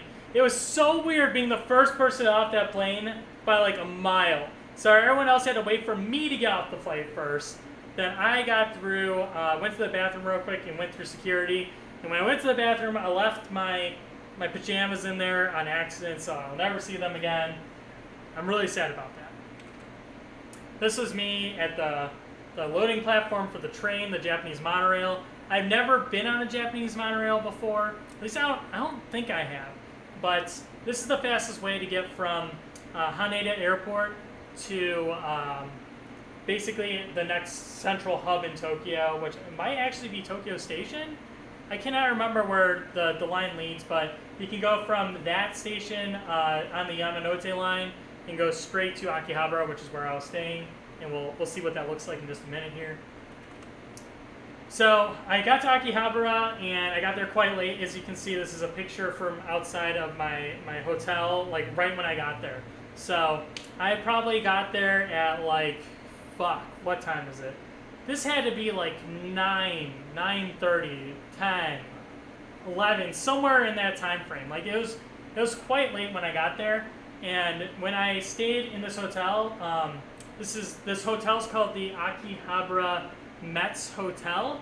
It's right above the JR train station. So if you actually look in the bottom right here, I don't know, can you see my mouse actually? Let's double check. Oh, you can, perfect. So if you see down here, this is the train station. It's Akihabara train station. And the hotel is literally, it goes from literally the corner of the train station all the way down, essentially, the street. And it's on one of the main streets of Akihabara. So I was very excited to stay in this hotel. I was trying to do a trip in 2022 and also in 2020. I booked this hotel twice. I never got to stay there because of COVID. I finally got to stay in this hotel finally and experience what it's like to be off like the main strip in a hotel room. I also I asked to stay in a hotel room facing west so I could get a main look at Akihabara, which they were very, very nice to accommodate, and they put me on one of the top floors. So I really appreciated that. So thank you so much to that crew for arranging that and making that happen. This is exactly what I was looking for. So this is the bomb. I couldn't have asked for a better view, honestly. Now we're going to Don Quixote. So when I got to Japan, I wanted to show my girlfriend like all the stuff that I might be able to get for her. And just like, obviously she didn't go with me this year. We're going to try to get her to go with me in 2024. So I was taking some photos for her and being like, okay, there's plenty of Kuromi stuff. So if you want anything Kuromi, let me know. And then she's just like, oh my god, what the fuck are we looking at? So this is in Don Quixote. It's basically, God, how do I explain Don Quixote to somebody that's never been there? It's kind of like a Spencer's mixed with a convenience store and a grocery store and like a souvenir shop. It's really weird. They have basically kind of everything in it. But the Don Quixote in Akihabara is like, how many floors? I think it's 7 floors of shopping, and then the 2 top floors are Tokyo Leisureland Arcade, and then the top floor after that is the AKB48 Theater, if I remember correctly. I might have gotten the amount of floors wrong, but it's a weeb version of Buc-ee's. That's a great way to put it, Meeseeks. Yes. So, yes, this was just kind of a view at some of the stuff that they had at Don Quixote for my girlfriend. some stuff I saw on the crane. I was like, oh look, there's more Kuromi stuff. And then I went to McDonald's for dinner just because it was going to be really, really fast. So I didn't really do anything the first day. I literally got my McDonald's and then I basically went to bed. And then the next day I went to Sega. Actually, it's not Sega anymore. It's Gaiga. It's Games of the Gaming Oasis. So I went to what was my favorite arcade in Japan, besides Eternal Amusement Tower, which Eternal Amusement Tower spawned, unfortunately. So I had to try and find like a new stomping ground for DDR. So I went to Gaigo, which was like one of the main arcades, and it was obviously a Sega arcade before that. Played on this machine. It was hot garbage. The timing on gold cabinets is horrendous. I completely forgot how bad it was. So the score is absolute shit. Got some of the timing figured out because I'm Chris for Life and some other people are like, if you play on this offset, it's actually not so bad, which is like minus 1.6 or something like that. And they were right. It was pretty spot on. So we played some Poor Robinson. Some more Poor Robinson. More Poor Robinson, Jesus Christ. And then I played this Mew Mew Mew Roo song. I fucking love this song. It is such a banger. I really hope I can get DDR83 playable on my machine that I can stream soon for you guys because that song is so much fun. And the person I think that voices the in the background, I think she follows me on Twitter, which is kind of crazy. Some more plush in some of the cranes. They had some Needy Girl Overdose plush. I was thinking about maybe getting one for my girlfriend, but I guess she's not super into it. It's my first meal in Japan, like actual like not eating fast food. So this is from Tenden Tenya. Tenden Tenya. I fucking love this restaurant. It's my favorite restaurant in Japan. So I eat here all the fucking time. It's so fucking good. Look, it's the sauce. Whatever sauce that they put in the food, oh, it's the best thing ever. I fucking love tendon. I love fucking Japanese tendon. I even think it's better than Japanese ramen, honestly. I don't know what they put in the soy sauce that they put on the tendon, but it is so fucking good. I loved it so much. I love Tenden Tenya so much. I got the sauce imported from Japan so I could have it in my house and enjoy it some more because it's to die for. It's so good. It's so sweet. Some other Kuromi stuff I saw from my girlfriend. Didn't win that. She wasn't interested. Then I started playing some DDR more seriously at Leisureland. This was on the third machine. I actually ended up getting kind of really, really good scores actually on the fourth machine and the first machine because those two machines are modded at Leisureland. And there's two Tokyo Leisureland locations in Akihabara. So Tokyo Leisureland 1 is actually not really on the main road of Akihabara. You have to kind of like walk more west off like the main road. And then it's kind of a standalone arcade way in the back of it. Tokyo Leisureland 2 is kind of where like all the music gamers go to play, especially DDR players. So that one is located on the top 2 floors of Don Quixote, which is the convenience store and thrift store and whatever else you want to call it, essentially in everything store essentially. So I was trying to figure out what machine was best to play on. So this was on the third machine. It was okay. More stuff in the crane games.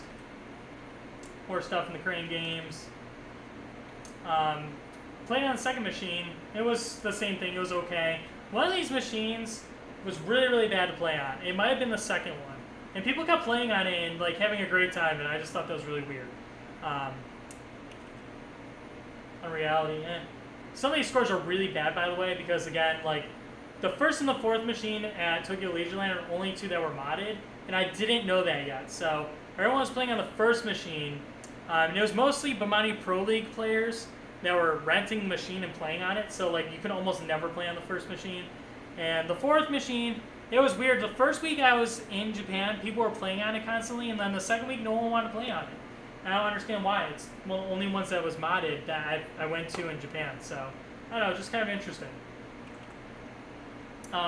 This had to have been the next day because it shows Mr. Donut. I basically go with Mr. Donut every morning I'm in Japan. I always get the same thing. I get glazed donuts and I get melon soda to start my day. And melon soda is crack.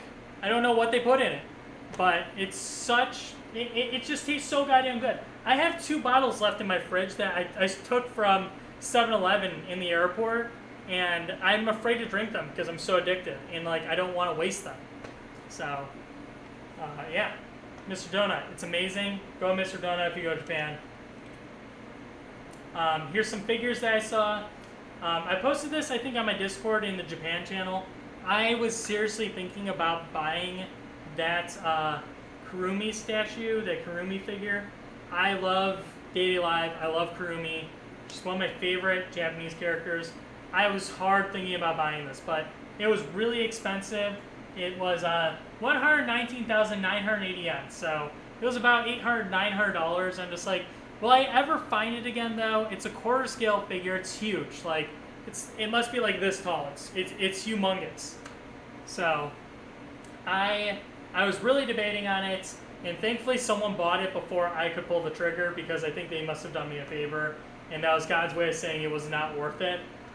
Because I don't even know where I would put that. It's so big. It's humongous. It wouldn't fit in my glass display cases, that's for sure. This was another figure where I'm just like, ooh, I might come back and buy this. It's from a adults-only rogue dating novel called Bishoujo Mangekyu. And I love this girl so much, and I really, really wanted this figure. And the next day when I came back with the money to get it, it was gone. So fuck me. I guess I ain't getting that. I also thought this is a really cool figure because it's Jirai Hatsune Miku. So this is a big thing in Japan this year.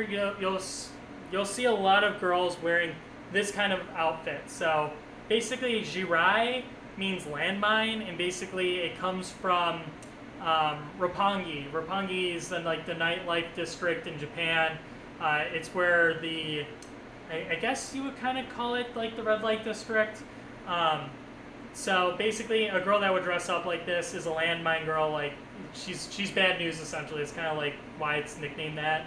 So I don't know. I think it's a really, really attractive thing, and it was really cool to see a lot of girls kind of embracing that outfit when I went. It's kind of like Lolita in a way. Lolita's kind of really fallen off the face of the earth, and now this is kind of a big thing. So it was really, really neat to see this kind of like coming in full force for women out there. Saw some Nekopara figures. I love Nekopara, so I was really debating if I wanted to get some of these. They're kind of expensive for how small they are. They're really like that big, little micro figures. I really want this figure. I love Alice in Wonderland and Little Red Riding Hood figures. I don't know why. I think like the outfits are really, really cute. So when I saw this, I was just like, that looks dope. It's an adult figure. I don't know what makes an adult. This is an adult figure. I could probably take off her clothes in some fashion, but ended up not getting it. It was gone the next time I went out shopping. So note to self, if you ever want something really, really badly, you better buy it right up front because a lot of the stuff does not stick around. Let's see. I went to the Bandai Namco arcade across from my hotel, and they had a whole floor of just basically Taiko no Tatsujin. There must have been 20 machines of Taiko no Tatsujin. I'm not kidding you. And it was just funny because you can see Dan-chan and God, I always forget the fucking Blue Drum's name. They're wearing Jirai outfits. You got like the Jirai kind of hair going on, but they're wearing like Nekopara themed maid outfits. I don't know. It was really, really interesting and funny. So I don't think I got any pictures of like the 14 Taiko machines, unfortunately. I felt kind of awkward trying to take photos of like arcades and stuff like that because I understand that that's kind of frowned upon in lots of ways, and I don't know. It was just awkward. So I tried not to get pictures of or photos of people directly like getting views of their face and stuff like that, and it was really hard to do on that floor. So didn't do it. All right, so these are all the photos I took for my girlfriend of like all the Kuromi stuff. So just bear with me. We're gonna kind of scroll through it so you guys can kind of see how insane this Kuromi stuff is. So there's one, some more. So much Kuromi stuff. So much. It's insane. There's so much Sanrio stuff on this floor.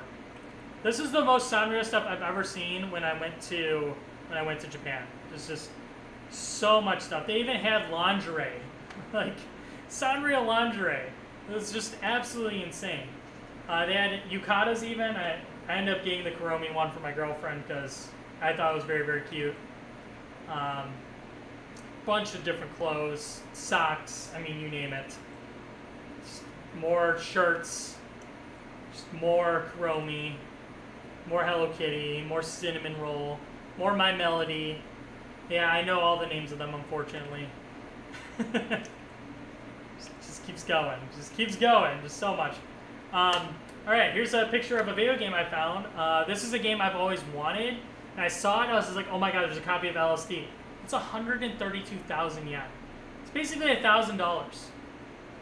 $1,000 for this game, and it's not even new. You'll know it looks new in the photo, it's not. It's completely in box, it has the spine card. The disc and manual is not in very good shape. It's not pristine.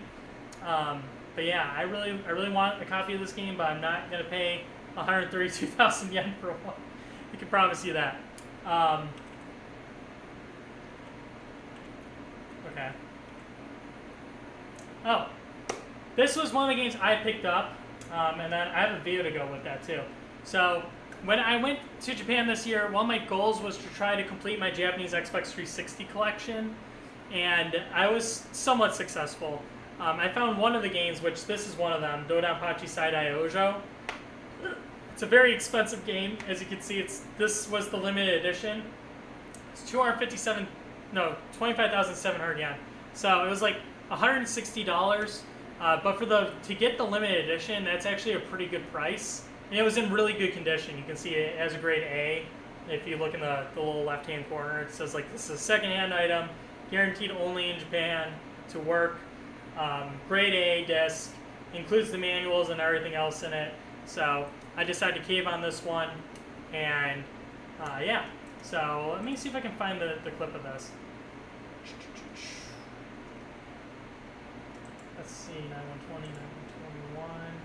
It's gotta be like this one, I think. So you can see like it's another copy of Dodonpachi, another one. There's Saidai Ojo. That was the game that I just showed you. But if you look down here, kind of off to the side, there's the limited edition. So I was literally about to walk up with just the regular edition of the game, and then on the corner of my eye, I saw that. It was just like, holy crap. That's dope. So I actually got the limited edition of Dodonpachi, which I was super, super happy about. So, woo! That was one of 3 games I needed left, and then I actually ended up getting the last 2 games, and I had to import them from Mandrake via online ordering. So I actually got them probably like a week or 2 ago. So now I have a full Japan exclusive catalog for Xbox 360. I have every single game. So that was cool though. I got to get one of the games I was looking for. I was super, super happy about that. What was this other video?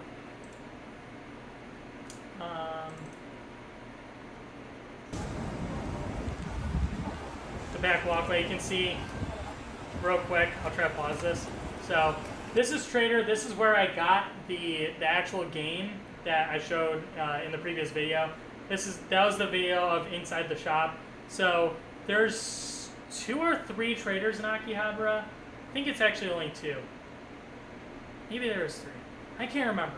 But I got the game in this specific trader. It's the one on the west side of Akihabara. So actually, if you continue going down the street on the right that you see in this photo or in this video, that's where Tokyo Leisureland is, the first one. So I really wish I took more videos of me walking around and stuff like that, so it would be a little bit easier to explain. But it is what it is. All right, back to the photos. Yeah, I went to KFC once, and it was not that great, honestly. I think the American KFC is better. Apex Legends is actually surprisingly still big in Japan. I feel like it's died down a lot out here. I was sending some pictures to my friends and being like, yo, Apex Legends is still a thing out here. That's really wild. So I'm just surprised. You know, they're not really in FPS games, but I guess this one's kind of sticking around for some reason. I don't know why. I kind of fell off the face of the earth with that because my friends stopped playing it. Went back to the arcade, played some more DDR. These are all miscellaneous days, by the way. It's going in order, but I don't know if this is just one specific day or not. I can't remember. So, played some Uh-Oh. So, guys are going my way. I think I upscored on this song, so I was just playing this more as a warm-up, and some people that were watching me play at Leisureland were just like, holy shit, what the fuck is this guy doing? Because I was just dominating on so many songs this day. I don't know why. So this was kind of the start of it. So I fucking got an STP on a 15, and I finally figured out playing on the 4th machine. You know, this is on the 4th machine. It's like, huh, this machine's pretty fucking good. Then, oh, wow, this machine's really fucking good. Turns out it's one of the only modded dance pads I played on in Japan during this trip. So that explains a lot. I got upscore on Night of Nights Ryu Remix. That's kind of crazy. I actually already had a really good score on it, so just absolutely crazy. Eon Break, I got so close to PFC'ing this. I felt like I got robbed like 6 goddamn times. And the beginning is so off sync. I hate it. Just for the beginning. If I can get through the beginning of the song, the rest of it is not very difficult for me. But I was like this close. And I was recording myself playing it. I didn't keep any of the recordings because I was just so mad. So mad. I kept thinking I was going to get it. Up there's Guilty Diamonds, which, yeah, my score in Japan was way better. I got 4 perfects on it. It's fucking wild. Damn, I was fucking dominating. No Life Queen got 11. Just fucking, again, just dominating. Then I got introduced to Mahjong Fight Girl.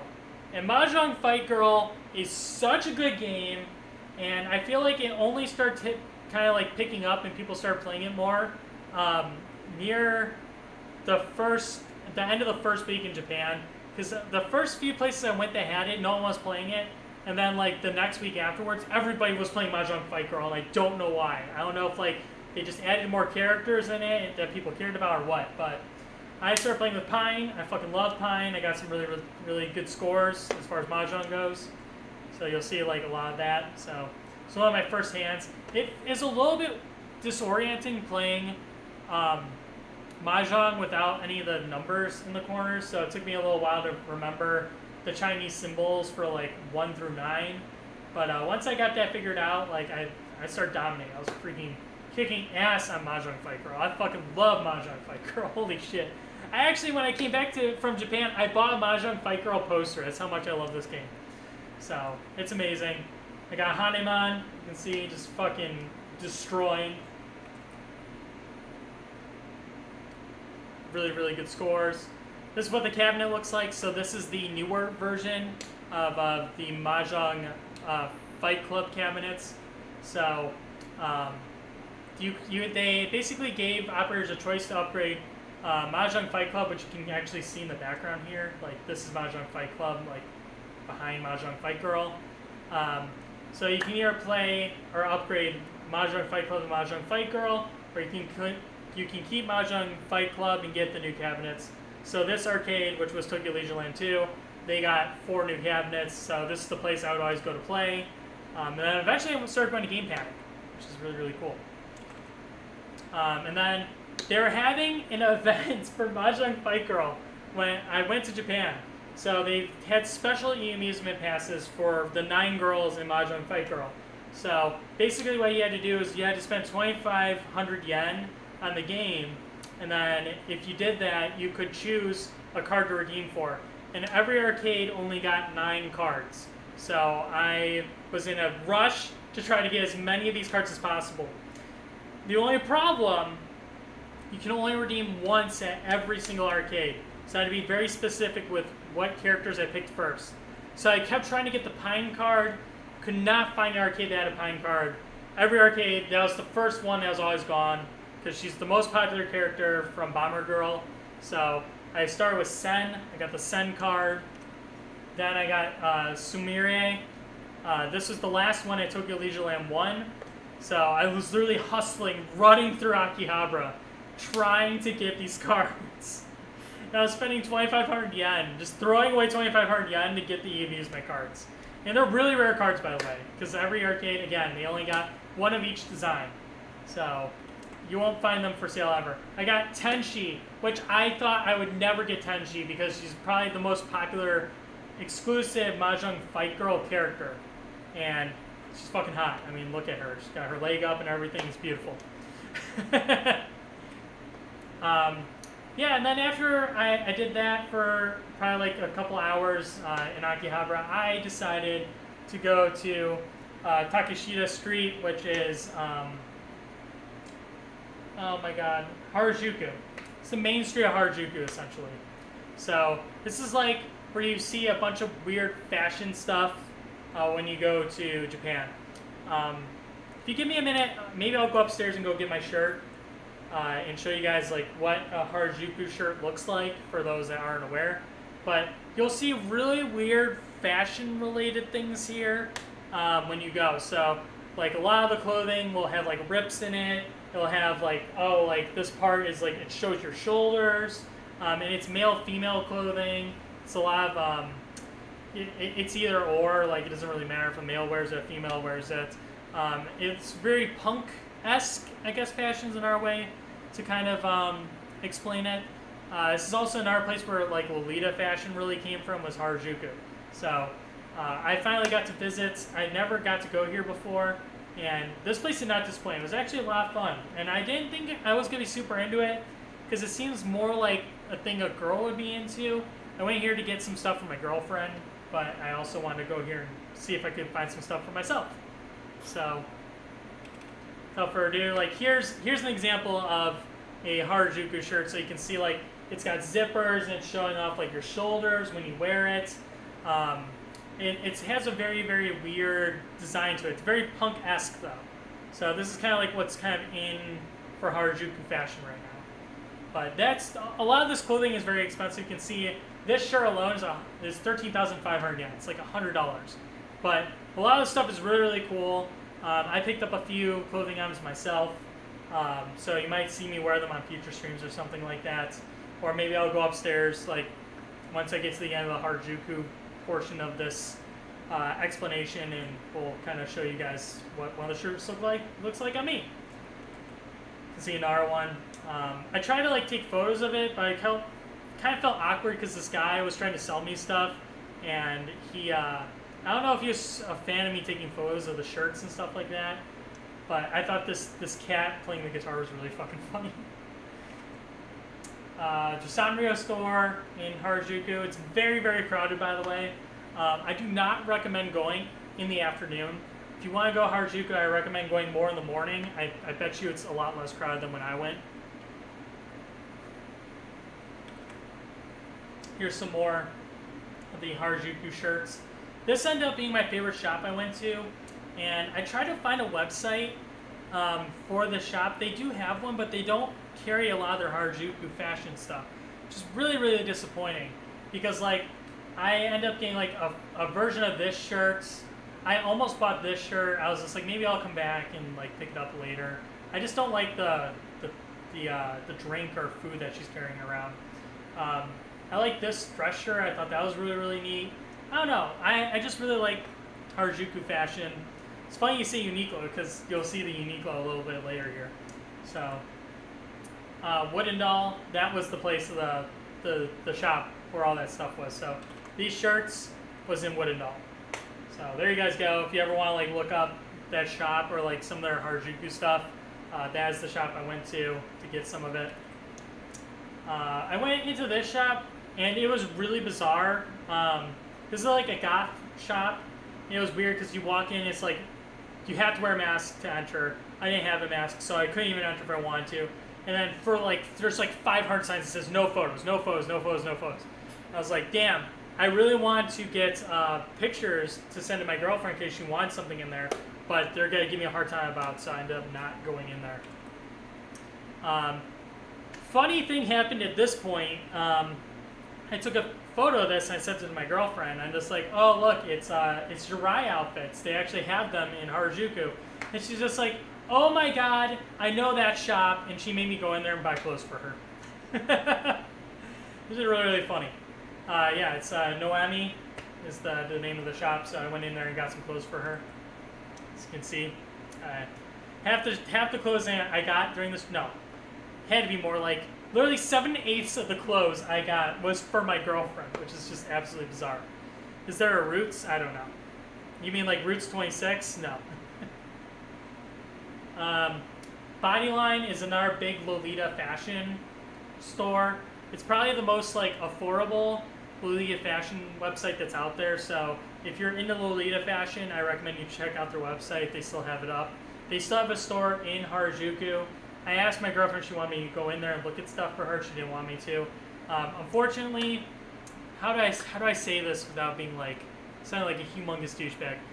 My girlfriend has very large breasts, so she doesn't fit into a lot of Lolita outfits, unfortunately. So we have to be very specific with what she's able to buy, which kind of stinks. Because obviously, Japanese girls don't have very big tatas. It's the hard part about buying stuff for my girlfriend in a foreign country, unfortunately. I mean, even for me, like I like to wear XL shirts, and that would mean in Japanese sizing, I would be an XXL, and a lot of stores don't carry XXL. So it's just kind of bizarre. I felt like this year there's a lot more double XL stuff though. So I don't know. Maybe things are changing. This was the Uniqlo in Harajuku. As you can see, they have this like special sign that's like taking up the middle of the store. They had a bunch of the licensed stuff in there. I'm sure a lot of the stuff that they don't have anymore, they actually still had in stock in this one because like it's one of their main hubs for selling clothing. All right, and then I went to a shrine. Fuck, what is this shrine's name? I can't remember. Now I had to Harajuku. I look at the station name, I can figure out quite fast. Meiji Jingo. So this is going to Meiji Jingo. So this is the pathway to the shrine. So if you look at Akihabara Station, or not Akihabara, Harajuku Station from satellite imagery on like Google Maps and stuff like that, you'll see there's like a forest area right to the west, essentially. And that is where this temple is. So I have never actually been to a Japanese temple. And it wasn't because I wasn't really interested. I felt like it was a waste of my time in the past, but since this was right here, I was just like, fuck it, let's go check it out. Oh my god, it was so much cooler than I had ever anticipated. These, what are these, fuck. I can't remember what these things are called. They're gates, torii gates, thank you. No one helped me with that, I helped myself. So, these torii gates, they are so huge. It is unreal how big they are. I think I tried to take a photo of it, like up close, but like you just can't capture how large it is. So this is the walk going to Meiji Temple. You can see it is a long-ass walk. It's mostly gravel, and a lot of people, I'm sure they probably had it on the sign before you entered, probably like over here, about like being very cautious with how you're going through each of the torii gates and stuff like that. You can see a lot of people are just walking through the center of it. You're not supposed to walk through the center of a torii gate. You're only gods are supposed to. So you're supposed to actually walk on the edge of the torii gate when you enter. It's very disrespectful to walk through the center. I don't know if that's super frowned upon for like a foreigner to do, but I knew that going into it, so like I always walk through like the edge or off to the side to go through each of the torii gates. And if you're being very, very proper, you're supposed to bow before you go through a torii gate. So I didn't bow. I just made sure I went through kind of the end of it, so I wasn't being disrespectful. This is the walk. It was a very beautiful walk. I thought my allergies were going to be going fucking crazy walking through this because I'm allergic to fucking everything outside. But yeah, I actually ended up being okay. What did I buy? I bought a lot of shit. Some of the stuff I can't show you. Some of it I will. I didn't do a lot of purchasing probably up front, but more near the second half of my trip, I bought everything I wanted. So you'll see some of that later. All right, so now we got to the main shrine temple. So when you go here, it's not shown in this photo, but there's a little station off to the left where you need to wash your hands and your face and like spit, like cleanse your mouth too. So you gotta take the water, put it in your mouth, and spit it out before you enter. And I think a lot of foreigners were not doing that, which is kind of upsetting in a way. It was very obvious you're supposed to go there before you entered the temple. And once you're like in the temple, you can't take pictures of like the main area where you're supposed to pray, so you have to be very, very cautious. You're not supposed to take photos inside of that specific area. I don't know how to explain what it looks like inside, but I did go here. This was outside the main gate still, but if you go right here, this is where you go up to actually pray to the gods of the shrine and stuff like that. You have to be very, very careful of taking photos in this area. So I only took photos I knew were safe and I wouldn't get in trouble for. And also I didn't want to be disrespectful, obviously. So some of these photos might be a little bit rough for that reason. I think I took a video here. Give me 2 seconds to find it. It's this one.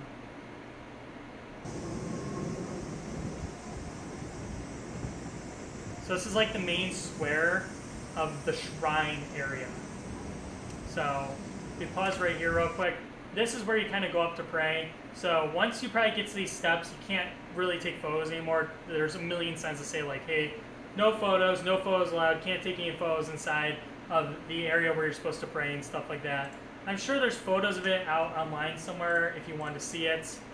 But it was really interesting. It's not what I guess I had envisioned in my head what it would look like. So I don't know, it's pretty interesting. This is me outside the gate, so yay, selfie, hooray. When you're walking through the forest area too, they have a bunch of offerings that were given to the shrine, to the gods. So this is like all the sake that they had, and then they had barrels of wine. So there's all the barrels of the wine, and it's from different countries, it's from different prefectures, different cities. It's crazy, like how much there was, like when you're like walking up to the shrine. It's really, really cool. I saw this. I think it's supposed to be like an arena or something like that. I don't know. It was just really interesting. I wanted to go see what it was, so I went and took a photo of it real quick. Somebody's probably just like, you're a fucking idiot. How do you not know what that is? I legitimately don't know. I have no clue. Maybe it's the All-State Arena of Japan. I don't know.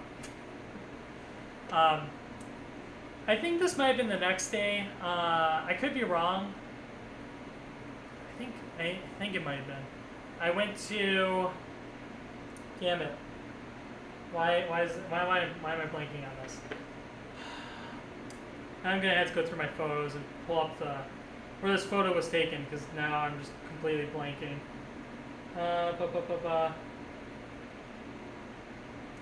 Shinjuku. I don't know why I couldn't think of that. Yeah, so I went to Shinjuku, and the reason why I went here was because I wanted to go to a video game shop and see if they had the last 2 Japanese Xbox 360 games I was missing. I had a really, really good luck the last time I went to the Sugar Gaia in Shinjuku, so that's where I ended up going when I went here. So you can see this is the main mall, I guess you could say. There's a cinema here, but there's Shirugaya. You can see that's the logo for it. It's really, really small, because obviously this is taken way far back. Apparently I took a video, so let's see what that video was. Hopefully it's nothing inappropriate. It's just me walking up, I guess. Yep, see, there's Shirugaya.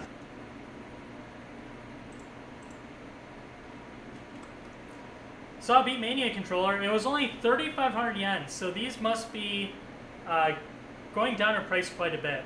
Because the last few times I went to Japan, like these were like 9,000 yen. So I think that now that the what's it called has come out, like the Konami official controllers for playing on your PC and stuff like that, these have devalued a lot. So if you're interested in picking up a PS2 controller for 2DX. They're pretty affordable actually in Japan.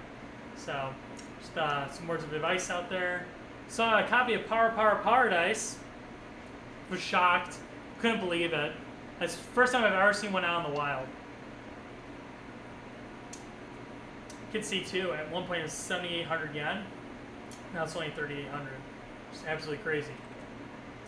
Saw some more Bomani games from Mania with measly 400 yen. I don't know why I didn't pick that up, honestly. Like, I still loved Romania. I really mad at myself that I got rid of my machine back in the day. But, yeah, some more Bomani games here. You can see they had some Taiko games. They had Pop Music Fever, Pop Music 8, 7, 9, 10, DDR Max. DDR Max is only 1,400 yen. I should have picked some of that stuff up. I really should have. It feels so stupid I didn't get some of those games.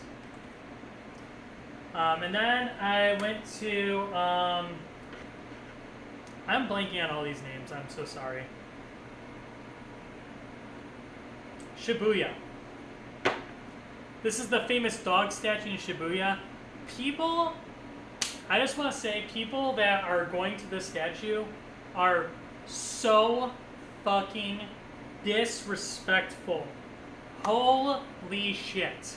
So, there's people that, like, were traveling from very far away, like, and they're, like, Japanese people, too, you know, and they're coming to take a photo of this dog, and all these stupid Americans keep just walking up to the statue and taking photos with it, while people are trying to take photos of just the statue itself. Like, they don't want photos of people in it, obviously, because they just want a photo of the dog like I got here. And they were just, like, literally one after another, like, as soon as, like, some people walked away, like, 5 seconds later, somebody else was up there taking photos with it. It was very, very annoying, and they weren't letting other people take photos that just wanted the photo of the dog statue. It's not uncommon to see that, unfortunately. I will say that Americans and Chinese tourists seem to be the worst behaved when they go to Japan, and they're very disrespectful, and, like, they do stuff like that, unfortunately. They just don't seem to really care, I mean, like, whatever, like, they fucking live here. But that doesn't mean that people aren't coming way out of their way to come visit the statue. Like, it's a famous part of this city. So for people to come here and just do that is very, very disrespectful, sadly. So this is Shibuya Crossing. It's the most busy crossing in the entire world. There's a bunch of videos and pictures of this online. When you see pictures of Japan, in Tokyo especially, this is basically the main street that is popularized in media. So you'll see, like, a lot of, like, movies and stuff take place in Shibuya. Shibuya is a very, very big city. It's obviously very, very crowded. There's a lot of stuff going on in the city. You can see there's an IKEA in there. There's a bunch of different shops. You have to be a little bit careful at night because there's a red light district also in this area. But it's really, really cool to finally be able to visit the crossing and actually be a part of it. I have a video of it. I think that's probably the next thing. Here's, like, a panoramic view of it. It's just absolutely insane how many fucking people are here. Yeah, just absolutely insane. I know I have a video of me crossing, so it's probably coming up here in a second. Yeah, okay, cool. Alright, let's pull up the video of me crossing. Let's see, it should be this one.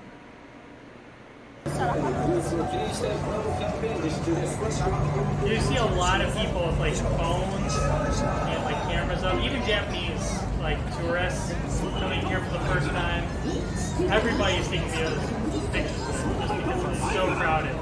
But this is the main, like, crosswalk that you go through. There's another one that's a little bit more famous, but unfortunately there's a festival going on. You can see it kind of in the background here. The 109 building. That's in our really, really popular, like, Shibuya crossing area as well. So, unfortunately, you can see a little bit right here. There's a festival going on. So, you're not able to kind of walk through that area properly like you would on a normal day. But, let's get back to the stream here. Yes, they have IKEA in Japan.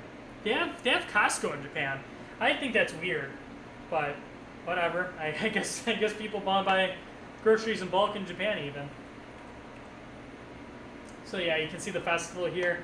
This is a very famous photo area of getting like pictures of Japan, and especially Shibuya.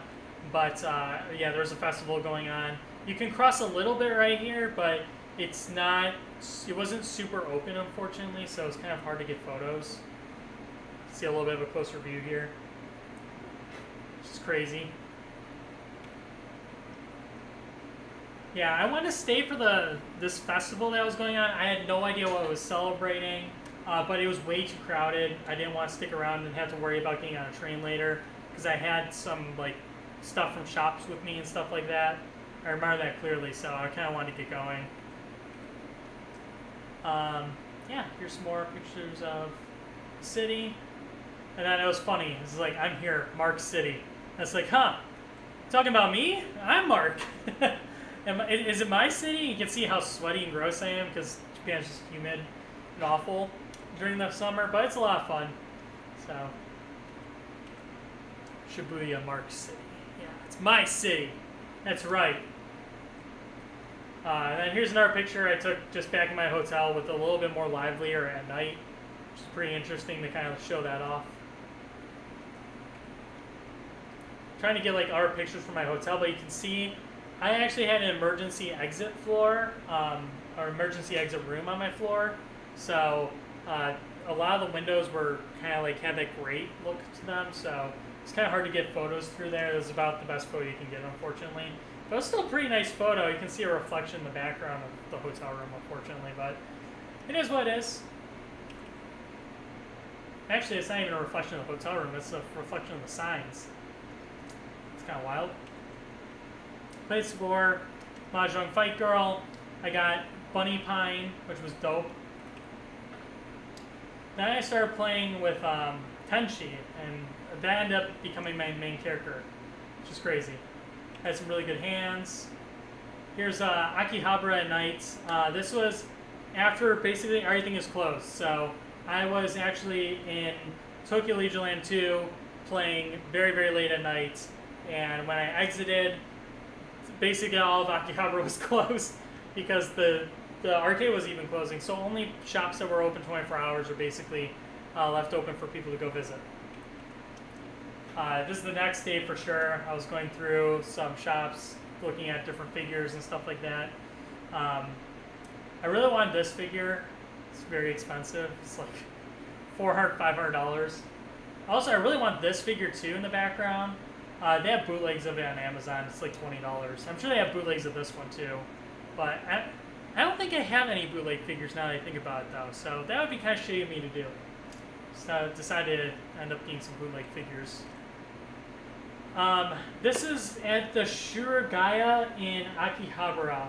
It's the video game retro store specifically. There's like 6 of them. 6 Shurugaya shops. But this is for retro games only.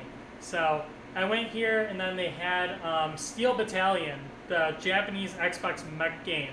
And I have never seen the controller or the box for the game in person. Holy shit, it is humongous. It's just absolutely insane. You can see they had a Poppin' Music desktop arcade controller here. It was about $100. Darius Burst EX marquee for some reason. I think someone modified it so you could plug it into a wall, but it's just a really weird thing to have. I saw this. I almost thought about picking up because it was only like $15 essentially. It's a rhythm game where like you have to clap like a tambourine. I've never seen it before in my life, but it was kind of big, and I don't think it would fit in my luggage, so I ended up not going for that. So yeah, they had a DDR hand controller. I've never actually seen one in person. This is my first time ever seeing one, which is very, very interesting that they just randomly had one. But that's a picture of the shop from the outside. It's very hard to find the store if you're a foreigner. They don't do a very good job of explaining specifically where this shop is in Akihabara, so you have to really kind of like Google map your way around to figure it out. And I think I took a video of like what it looks like outside of that store. I could have sworn I did. I could be wrong. I guess I didn't. Oh. Yeah, it's really weird. It's the way back of like the main street of Akihabara. Like you have to walk like 5 minutes off the main street, and you're like at the very end of like Akihabara itself, and you're just like, where the fuck is this store? And it just is in a random. It looks like a house almost. Like that doesn't look like it's a video game store, but it is. And it's only one floor, which is also kind of strange. Like normally, like video game stores are like it's 5-6 floors of games and other things, but this is only one floor of retro games, and that's it. On Sundays in Akihabara, they close the main street so you can freely walk through all of Akihabara. This actually got suspended for like 10 years, believe it or not, because there was a person that went through and started stabbing people through the main street or running people over in a car or something like that. So they actually stopped doing this for like 10 years. But I think the first year when I went in 2016, they started doing it again. So it was really interesting to see like this return to normalcy even after COVID. I thought for sure like they weren't ever going to bring it back, but they did. I think the hours changed slightly though. I think it's like 1 o'clock to 5 o'clock, so it's a shorter amount of hours. Normally it would be literally from like 10 a.m. until like 6 p.m. or something like that. So the street's not closed for as long as it used to, but they still do it, which is really, really neat. So if you ever want to like get a really good photo of you in the middle of Akihabara, this is a great time to do it. You see a lot of cosplayers come through, or like people that like probably have Instagram followings trying to take pictures like through the main street of Akihabara. That's when they're gonna come to. Actually, Akihabara is on a Sunday between 12 and 5 on a nice day, kind of like it is in this photo, to get those really, really nice photo opportunities. So I see like a lot of people like in the background taking photos and stuff like that. See, obviously I did that. Yeah, it was just a beautiful day. It was weird. Almost the entire time I was in Japan this year, it didn't rain once. Which is really strange because obviously in August, it's like the rainy season in Japan. It just didn't rain. Just didn't rain at all.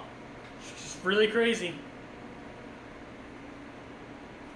Oh, also, one day, I should probably sit down and explain like cool places to go in Akihabara, but if you ever want to find figures, the main Ami store is actually right here. You can actually see the logo right here, and the little sign on the side. These 2 floors are Ami. So if you want to get like a very specific Japanese anime figure, the first floor I think is used figures, and the second floor is new. If I'm not mistaken, something like that. So this is the place to go though. Ami is the place I had the most luck in. The prices are pretty reasonable, and if you're trying to find something a little bit more off that you would not probably be able to find online, I've had a lot of good luck going to this Ami in particular. There's more than this one in Japan, but this one specifically, they always seem to have stuff that I'm very interested in. So just some other cool facts, I guess, for you. Also, this Akiba Zone place, also a really good place to find figures, wall scrolls, specific merchandise for like Idolmaster, Love Live, ReZero, Genshin Impact. They have like a bunch of stuff in there, so it's a really cool place to check out also. Alright, now all these photos are going to be of Sega, or it's not Sega anymore, I keep saying that. Geigo. It's owned by Genda now. So back in the day, Sega used to own this chain called Geigo, and then Genda bought the Sega arcade chain from Sega, and they rebranded them all to Geigo. So Geigo stands for Games to the Gaming Oasis. This was my favorite arcade in Japan back in the day, back in 2016, 2017, 2018, was this specific Sega building, Sega arcade. It's changed quite a bit, and they're really embracing Bamani Pro League. So you'll see like they have a bunch of Lightning models here. Bunch of Valkyrie cabinets for Sound Voltex. They had 2 dance brushes. They actually had 3 DDRs. You'll see actually the third one in a minute here. But I played on these 2 machines, and they were actually quite awful to play on. And unfortunately, there was also recent news too that somebody died on one of these Dances Revolution machines in this arcade. This probably happened like less than a month ago. So Yeah, it was really unfortunate to hear. As a guy that was apparently a little bit on the heavier side, he had a heart attack in the middle of him playing, and he unfortunately passed away. And people weren't understanding the gravity of the situation. They thought maybe he was acting. They didn't get him help in time, and then yeah, the guy unfortunately passed away and didn't. They weren't able to revive him and get him the help he needed in the hospital in time. So unfortunately, that ended up being a lost cause. So, yeah, it's going to definitely feel weird playing DDR in this arcade after that sort of event. I wouldn't be surprised, honestly, if they got rid of the DDR machine specifically in this arcade to get them away from that specific thing that happened. But if they stick around, I wouldn't be surprised either. I don't know how well known that event happening is, but it was over Japanese Twitter quite a bit, so it was pretty interesting news. There's no Pump It Up. Pump It Up doesn't exist in Japan anymore. There's the RDR machine. This place used to have like 10 U-Beat machines, and they went down to 2. So U-Beat is in a really weird place in Japan. It's like it's supposed to be dead, but it's not quite yet. Nostalgia's the same way. I kept telling people like Nostalgia's not gonna last. Like every time I went to Japan, the year it came out, it's like 2017, maybe the end of 2016. Every year I've gone, like, there would be arcades that would have, like, 8 of the cabinets, and no one was ever playing them. And it's like, there's no way that that Nostalgia's going to last long term. And I kept saying, the second version's going to be the last one. The third version's going to be the last one. The third version is the last one, so they're not going to make Nostalgia anymore. It's just funny, because I saw the writing on the wall years ago. But, yeah, UB is weird, because they were going to release a new version of the cabinet, then they didn't, and then it was on hiatus for like 4 years, and then they released a new version for the old cabinets. And I don't know how well perceived it is and how popular U-Beat is. I don't know. It's in a really weird spot where it's half alive and half dead. It's bizarre. It's at least more alive than Nostalgia, though. This Geigo also had a classic like Bamani area, so you can see Keyboard Mania 3rd mix. Beat Mania Complete Mix 2, Beat Mania 3 7th mix. I forgot what this. Oh, that was oh my god, what is that game called? Rock 2 Jam or something like that. I think it's called Rock Fever. They actually have one of those cabinets. I've never seen one in person, so it was very interesting to see that. See all the My cabinets here. Plenty of My. Plenty of Chunibam. We got Angeki in the back there. This is the racing floor, so they combine these with kind of like the sit-down games. So you can see they have like 12 Initial D cabinets. Initial D was popping on this day. It was actually unreal. I've never seen so many people waiting to play Initial D. They must have had like something going on that day, because this floor was never that crowded like when I went back. This is the sequel to Sangokushi Taisen. I can't remember what it's called. It's not Sangokushi Taisen. Completely is a different game entirely, but it uses the same gameplay with the trading cards and stuff like that. It's the spiritual successor to Sangokushi Taisen. I really love Sangokushi Taisen. My local GameWorks used to have it back in the day, so I have a really soft spot for this game. I've never actually played it in Japan, though. You can see... damn it, what is this game called? Why am I forgetting it? We got Wonderland Wars here, and we got... it's not Azure Lane. I don't know why I'm having such a hard time with names tonight. It's just kind of bizarre. Fuck. Kantai Collection. That's what it's called. Kantai Collection was still semi-popular in some arcades. It was kind of weird. I don't think that game is supported really anymore, so people are just kind of playing it on its last lifeline, which is kind of strange.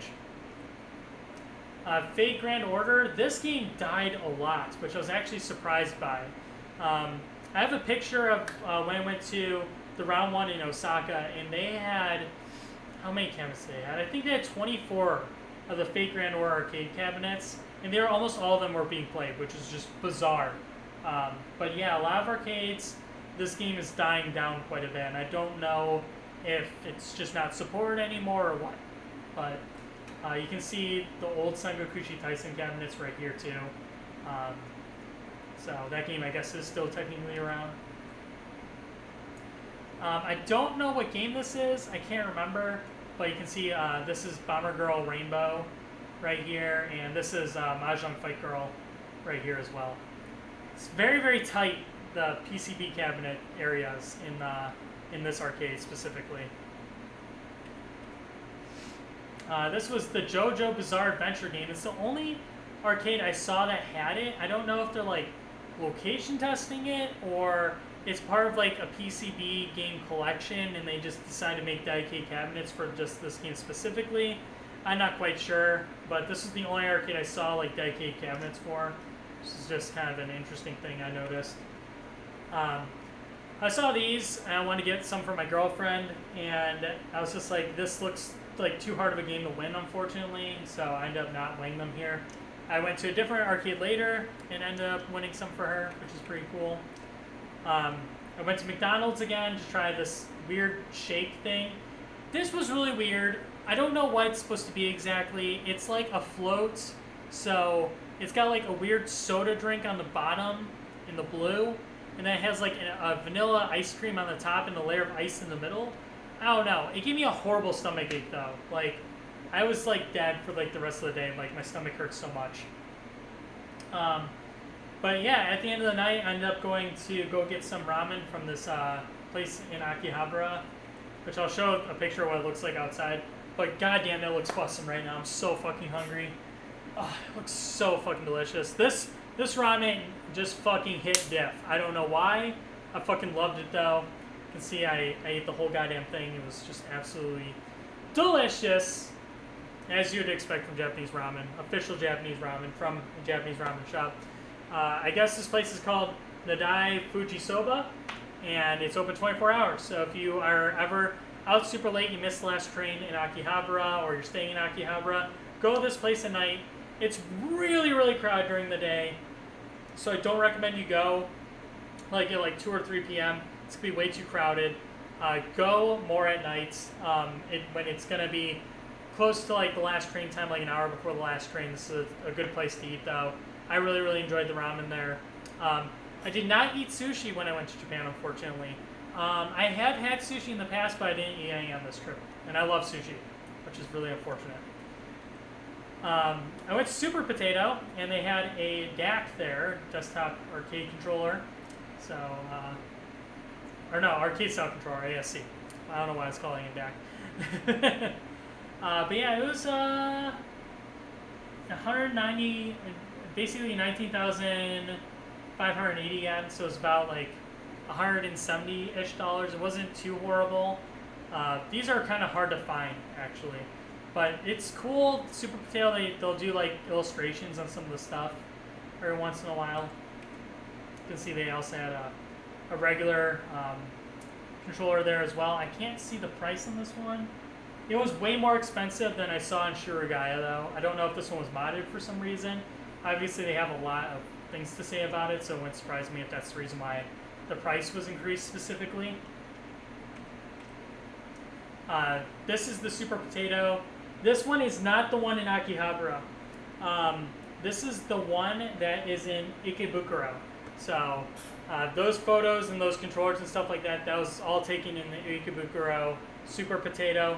And I went to the Akihabara Super Potato this year, and it was awful. It was I've been there so many times in the past, and this was by far the worst visit I've ever had to it. And it was very weird because they put up a lot of signage that like was kind of warding off foreigners. So they're just like, hey, if you're a foreigner, don't be disrespectful, don't do this, don't do this, don't do this, don't do this. Please note this, this, this, and this. You know, like, it was really weird. So going from like this one to the Akihabara one, the Akihabara one was like a completely different store compared to this one. I don't know, it was really weird, and like I haven't had that kind of hostility going to a Japanese game store before, so it was just kind of weird. I'm sure they're saying that for a reason, because again, like I was saying before in this this live stream, some of the worst foreigners ever are Americans, and unfortunately, it seems like a lot of the Chinese tourists. You'll see them like there'll be like a bunch of like statues and stuff like that, and it'll be like, don't climb on the statues, and people will still be climbing on them and being very disrespectful. And it's just very, very unfortunate to see that happen. So I'm sure they're having a lot of similar problems when people are going into the Japanese shops as well. Oh, I have a video of where the super potato is. So let me pull that up real quick. So this is where the super potato is. It's like in the back of the main streets of Ikebukuro. So the main street of Ikebukuro is actually, if you walk up here and you see like this this crossing here, if you keep going this way, that's the main street of like Ikebukuro, where like the nightlife and everything happens and all the shops are. So it's kind of off the beaten path, but it's not too hard to get to. You just kind of have to be aware of, I guess, Google Maps or something like that. Then I went to the round 1 in Ikebukuro. I didn't play any games here. It's the first place I went that I saw the Mobile Suit Gundam arcade game, which is the spiritual successor to the Battle-Pod version of the game, and no one was playing it. They had plenty of DDR machines. They had Dance Around, lots of 2DX Lightning cabinets. I think they had 10 total. They had a Monster Hunter coin pusher, which was really, really cool, actually. Did I go to any maid cafes? No. I would go to Maid Cafe if I was with friends just for the walls, but I wouldn't go personally because, like, I'm not super into that specifically. I love maid outfits. I think they're really cute, but I think that's kind of cringy when you go to Maid Cafe and you're just like, moe moe kyun and stuff like that to your food. It's just weird to me. I would do it like, I would take my girlfriend to one. I would probably go with like my bromies just to like make them suffer with me because it would be funny. But no, I've never been to one, unfortunately.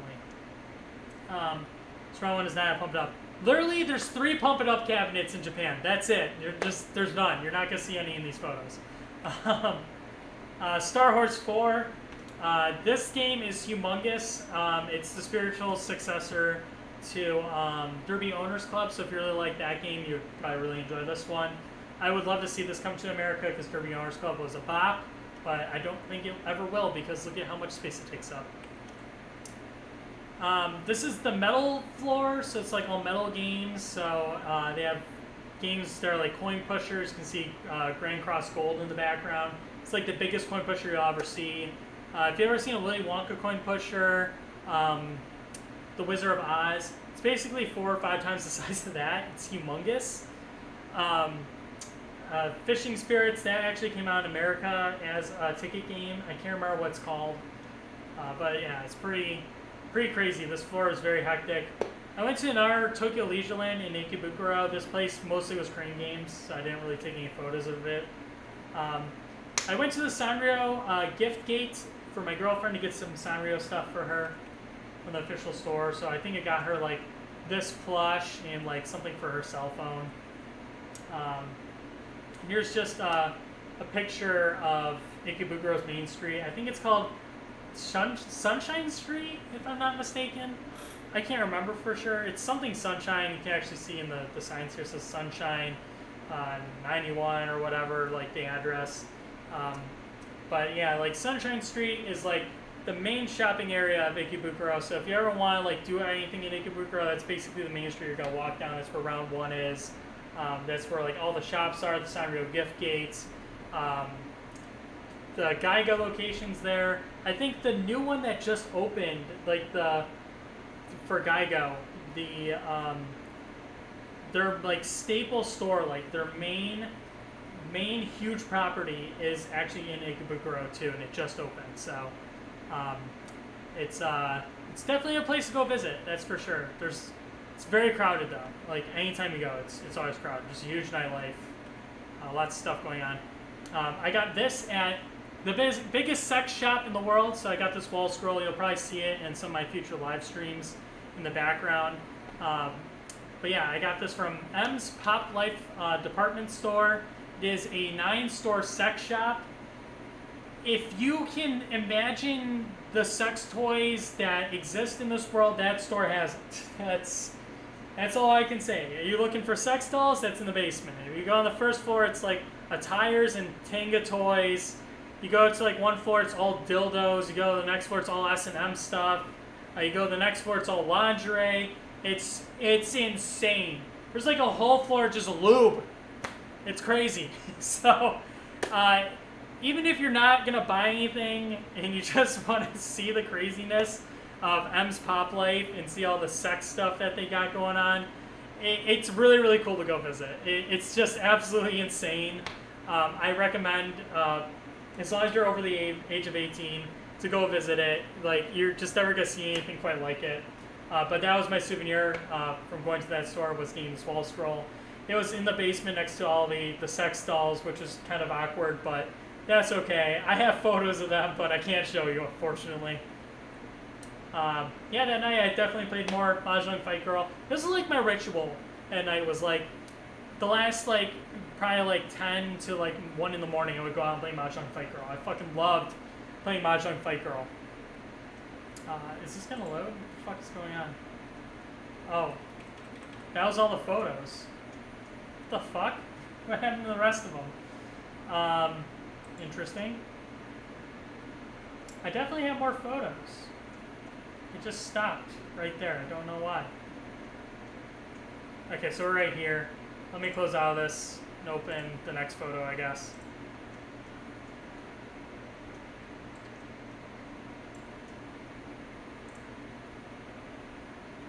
Okay, no, that needs to be full screen. This we need to slide over. Alright, I don't know why that was being such a pain in the ass, but anyways.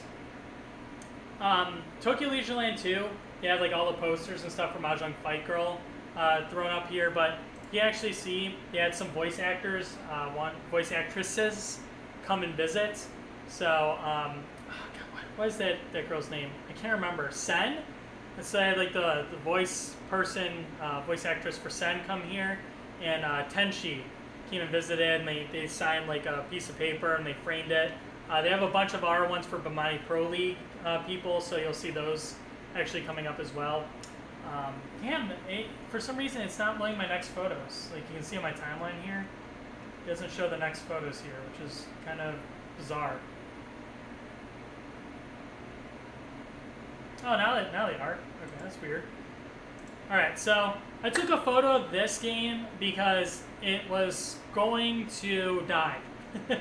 As you can see, they put up a bunch of signs that says, hey, the last operating day of Quiznock Stadium is on August 8th. And I was just like, oh, well, that's interesting. I wonder what they're going to replace it with. I thought they were going to remove the entire game from all the arcades, but they actually ended up upgrading them to Mahjong Fight Girl. So this arcade ended up having 8 Mahjong Fight Girl cabinets at the end of the day, which is just insane.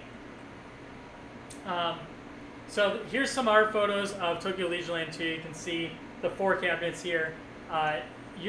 It's not uncommon to see people renting this first machine here on the far left. A lot of the Bamani Pro League players do come to this arcade and live stream from it. You can see the little mic setup here. I did ask if I can do the stream setup, and they wouldn't let me because I didn't know Japanese, which was really fucking unfortunate. I tried to explain that I'm a famous DDR streamer in America, and I'm very familiar with OBS, and that's not really a concern to me. They still didn't want me to rent the setup, so I couldn't do it, unfortunately.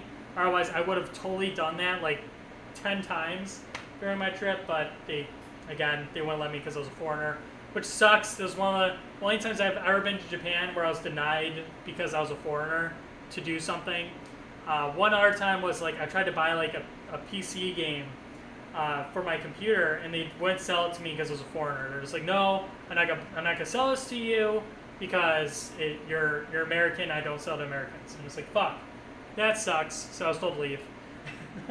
But this is the only other time where I was ever told no. I totally understand in this particular instance because everything was in Japanese on the computer, and I think he was more concerned that I was gonna mess things up for the computer. So I 100% am okay with the reason why I was denied in this particular instance.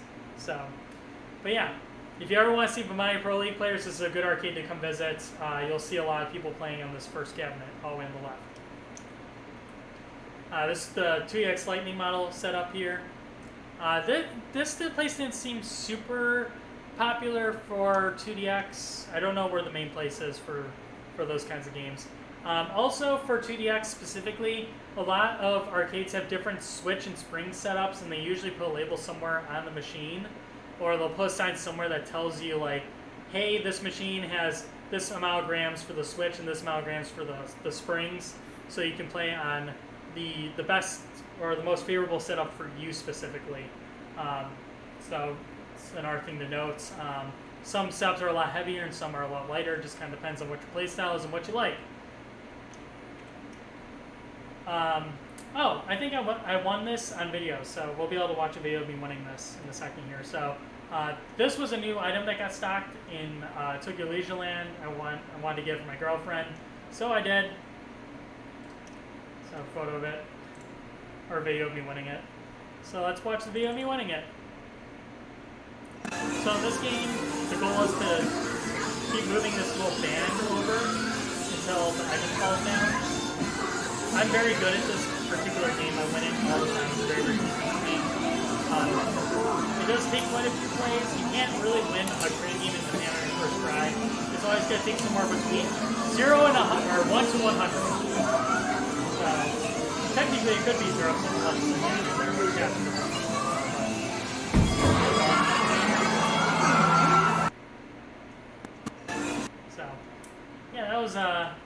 That was a little bit of a treat, being able to videotape some of my winnings. There's going to be a lot more of that actually coming up here.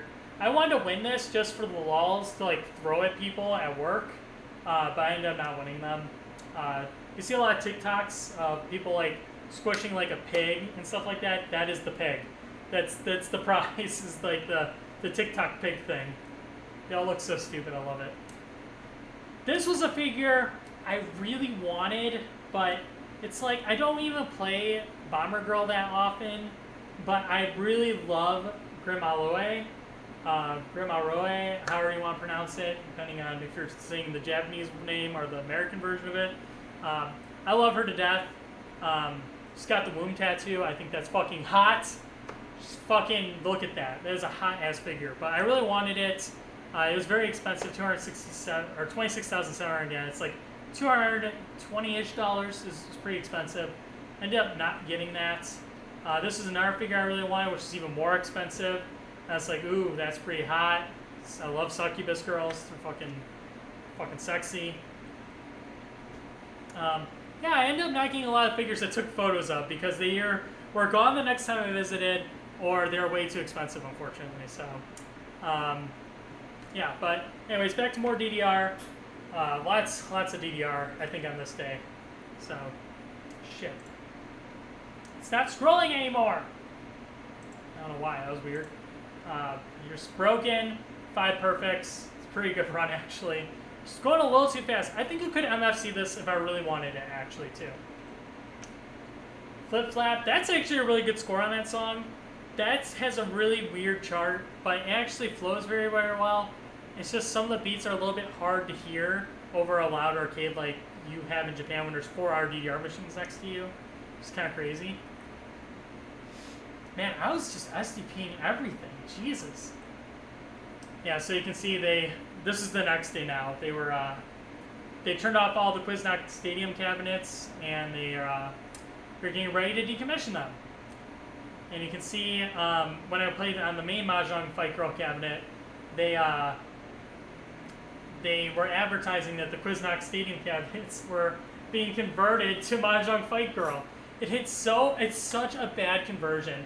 This has to be the worst converted cabinet I've ever seen for an arcade game in my life, because they left like the original backdrop up here for Quiznok Stadium. They left all like the original like artwork and side pieces of Quiznok Stadium. They left the button there, and it doesn't even do anything when you play Mahjong Fight Girl on this cabinet. And they left the original like acrylic control panel that was themed to Quiznok Stadium on the cabinet.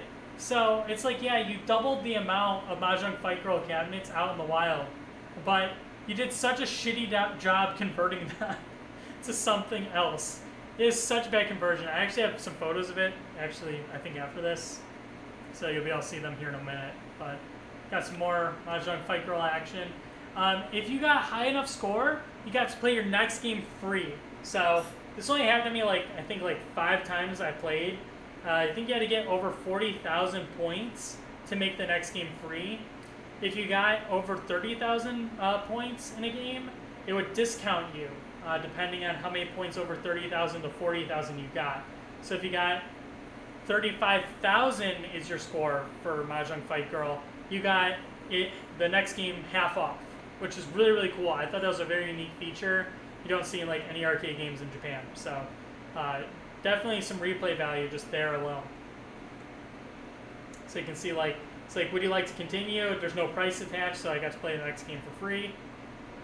And then I got Bikini Pine, which is fucking hot. I think might be a little bit too small up top for her, but it's okay. And I got some photos of them converting the Quiznock Stadium cabinets to Mahjong Fight Girl. So you can see they got some little panels here.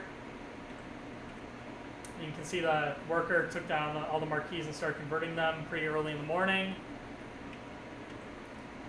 There's the sheet. Like, this is literally what it looks like when it's converted. They literally took the marquee off, put Mahjong Fight Girl here, put a little thing of paper here that says Mahjong Fight Girl, and that was the conversion. And they updated the software. That was it. It was such a bad conversion. It's just awful. Hi, are you going to scroll or not? Alright, so this next part, Jose Monkey, you better not be watching me right now. I doubt you are. Like, I'm 99.9% sure you are not watching me right now. But I made a video for Jose Monkey when I went to Japan.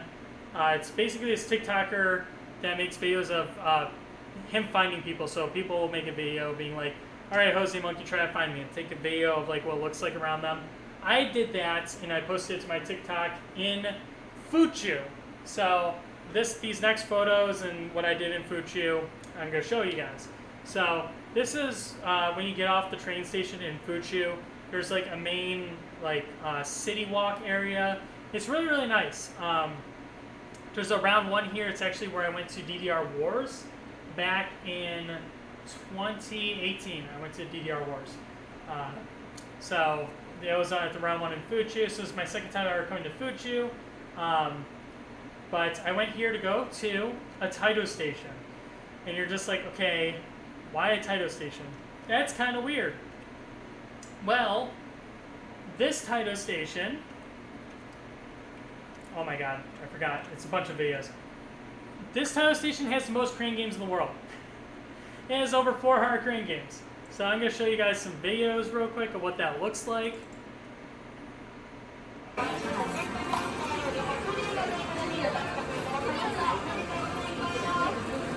This first video is not very good.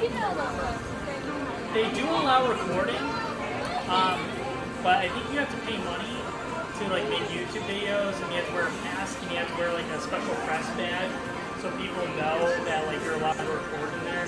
So I was just trying to do this very incognito, like I was just kind of like holding my phone kind of like this, so you guys actually can see that. Yeah. Just see like it's just rows and rows. Crane games, crane games, crane games, crane games, so many crane games. It's unreal how many crane games.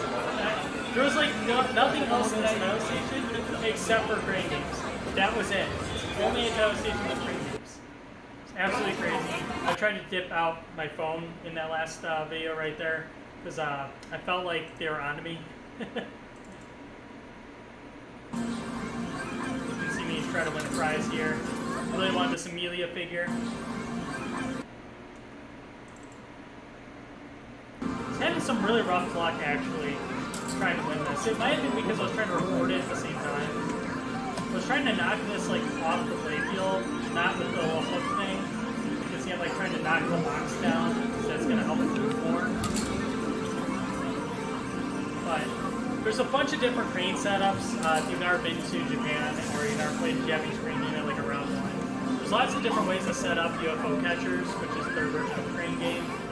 So this is one of the ones that I'm really good at. You see, like, slowly starting to knock this prize off the ledge. And the whole point is to either drag it by that little, like, circular thing or knock it off the edge when it's far enough over. So I think I have it far enough over at this point. I'm just trying to knock it off. Yeah. Oh, this is probably making me look like an absolute scrub at crane games, but I promise. I actually ran out of yen here, which is kind of funny, so I started using my Passmo balance. I had a Pacelli balance on my Konami account, so I was actually using that for this game. China Station is one of the only arcades that also has this credit card system, so you can use a Passmo or you can use your Pacelli balance to play the arcade games that they have. I think some Sega arcades or Geico locations also have them, but not all of them yet. So, if you go Akihabara, I know for sure those Geico stations have them.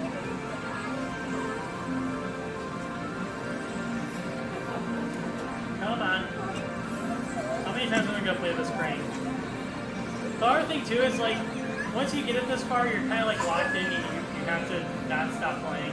You can always ask arcade attendants for help, and they'll come over to assist you. So, but I had this basically in a winnable area, so they wouldn't probably help me too much unless they saw me struggling over and over and over again. Come on. Come on. Oh my god, dude. It's gotta be on this next clip here. Maybe I'll upload these to TikTok just to really irk people and just be like, dude, how many times are you gonna play this game until you really fuck? Oh, there it goes. No, what the fuck is this doing? Alright. Then I had to get the Beatrice one, so they would match. Now I think there's the Ram and Ram one that I'll have to get in the near future. That one fell down so easily when I got to the edge. I wish the R one was that easy. See, I found these Gloomy Bears for my girlfriend finally. I ended up winning every single version, so I got the black one, the white one, and the pink one. These are the black one. That was in 2 plays I won that. I couldn't even believe it. I really wish I was recording the whole thing. So I picked up my first try and it dropped like that, and I couldn't believe it. I'm just like, well, I just really can't fuck this up, essentially. And it just kind of like followed the law, and it's like, dope. Then I asked for the staff to restock the pink one. This probably took me 7 or 8 plays to get to this point. And it was funny because I actually got like close one time, almost to this position. I fucked it up, and I made it like a million times harder to win. That's okay because I won it. All right, let's see. I took a little bit of a break because I couldn't find staff to restock with the black version. So I did our tour real quick for some of my friends to see back at home, so you guys can watch this as well. It's a little bit of a better video, kind of like showcasing all the prizes and videos or kind of crate game stuff that they have inside. And trying to avoid staff here a little bit just because we don't want them to be like, you need to pay money if we're going to make a video. And I'm just recording this for friends and family. I'm not trying to like use it for commercial use or anything like that. That was actually the guy wearing the Pikachu hat was the one that actually helped me the most with like the game setup. So he seemed pretty chill about it. But I think the art staff were kind of giving me weird looks. So just trying to walk through here and kind of be as incognito as possible. Also, if you watch Sea-Dog VA, this is one of the arcades he goes to the most to film his crane game challenge videos. It's actually this title station. So I was like, it would be so funny if I saw Sea-Dog here, but I did not. And it was funny because in his last video he went here with PewDiePie, and that would have been funny if I saw Sea-Dog VA and PewDiePie at this arcade at the same time. I don't think any of my friends back home would believe me. Alright, let's go back to some pictures here real quick.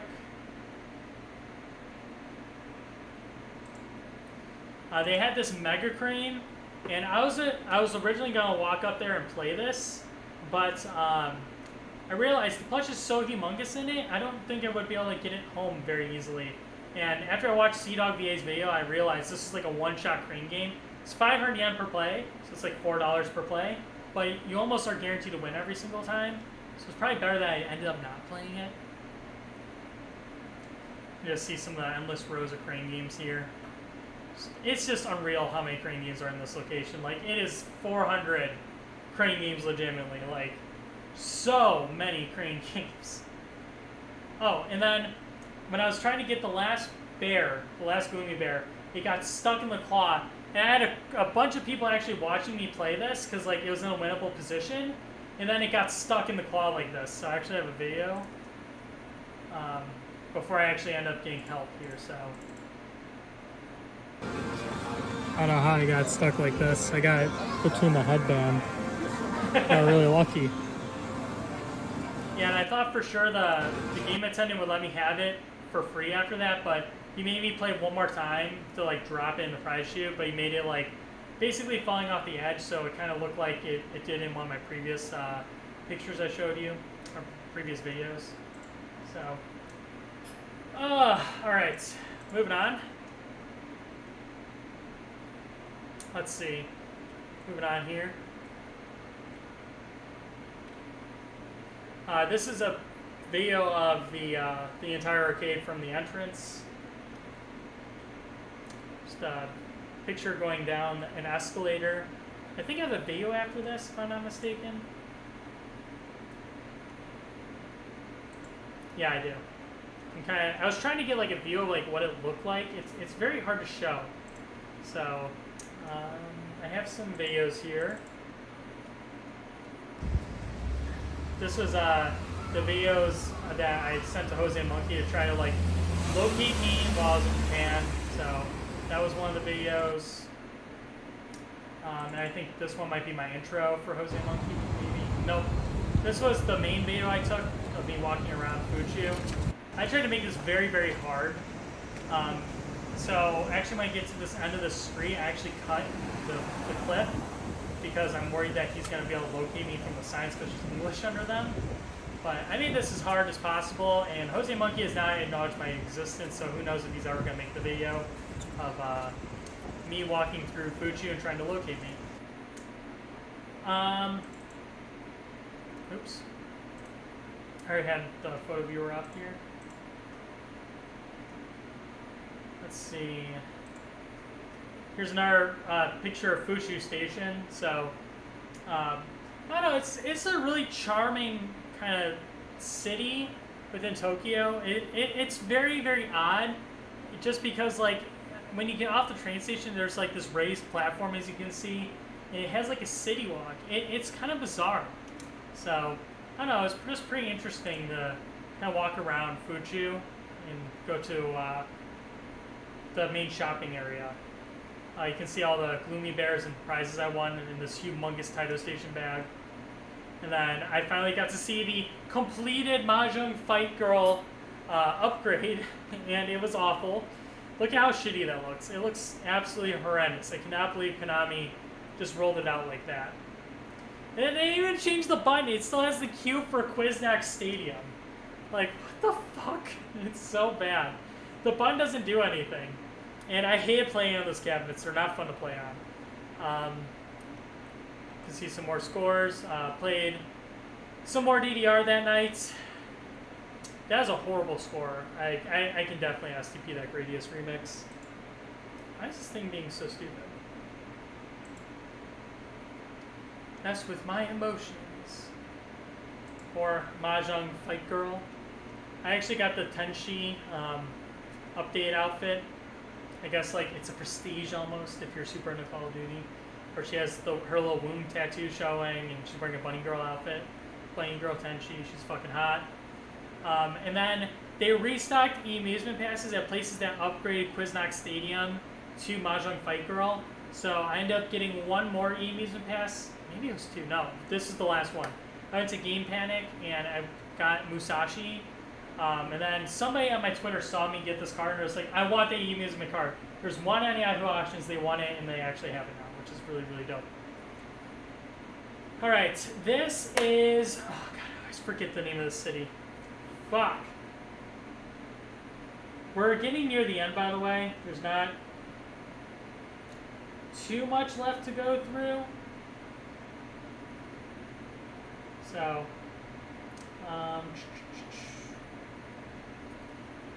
Why can I not remember the name of this place? Asakusa. So, this is like a very old-timey area of Tokyo. I guess that's the best way for me to explain it. Like, there's a shrine here, and they kind of like tried to keep like the main shopping arcade kind of like old school. So you're walking around, you can see some of these like old lampposts and stuff like that. But the city around it's kind of been updated. So I don't know, it's just kind of interesting to walk through. You can see one of the shrine buildings here. But I came here to go to this theme park, which is fucking... Oh my god. I can't remember the name of it. We might have to go RCDB. Hurry! Go to RCDB!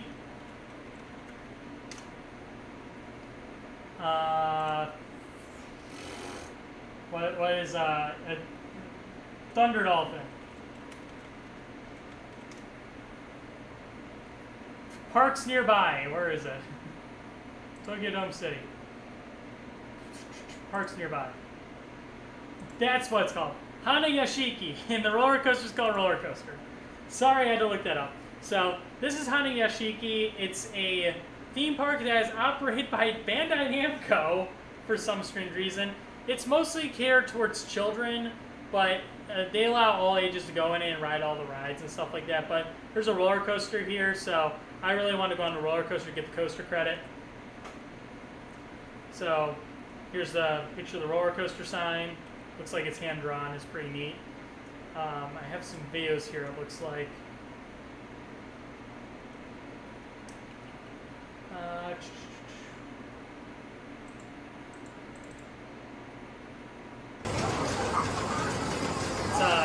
Well, I think it's Japan's oldest roller coaster, if I'm not mistaken. It's really, really cool. But this looks like a theme park that someone made a roller coaster tycoon. Everything is just so on top of each other and chaotic. You can see like an R ride like right here going by. Little taxi. And then like these little truck cartoons down here. So like 2 R rides like going above the roller coaster right here, right here. It is just fucking chaotic. It is chaos. Let's find out. Hold on a second. It's Japan's oldest theme park, if I'm not mistaken. Let's see. Opened as a flower park in 1853. In 1949, it became an amusement park operated by the Togo Company. In 2004, Togo went bankrupt, and Bandai Namco bought it. Let's see. I guess I don't know. There's a plaque somewhere that says it's like the oldest operating roller coaster in Japan. Yeah, something like that. I don't know. Anyways, let's go back to some of my photos here. So you can see like a picture of the lift here.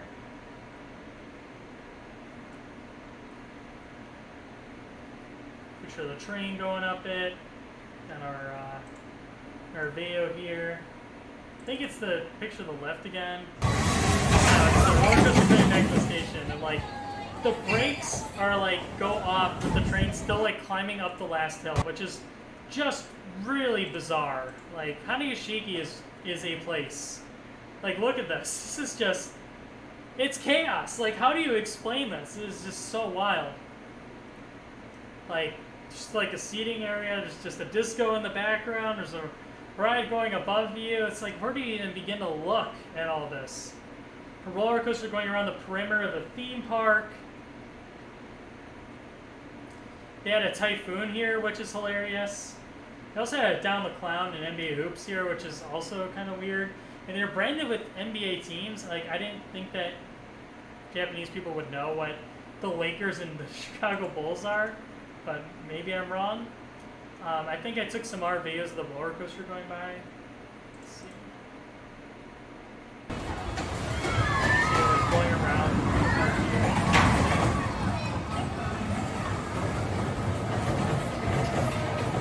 You know, for it going not very very fast. It's a very chaotic roller coaster, actually. Let's see.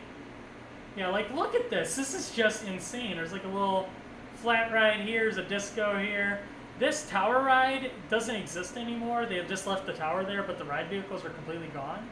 Which is really, really interesting. I don't know why they did that. Look at this. It's like out of a roller coaster tycoon game. It's just absolutely chaos. Just absolute chaos. Crazy. I got another video here.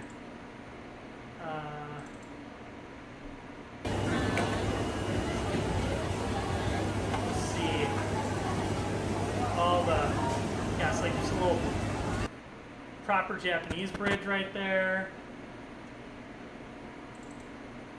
Here's a picture of the roller coaster going above pad here.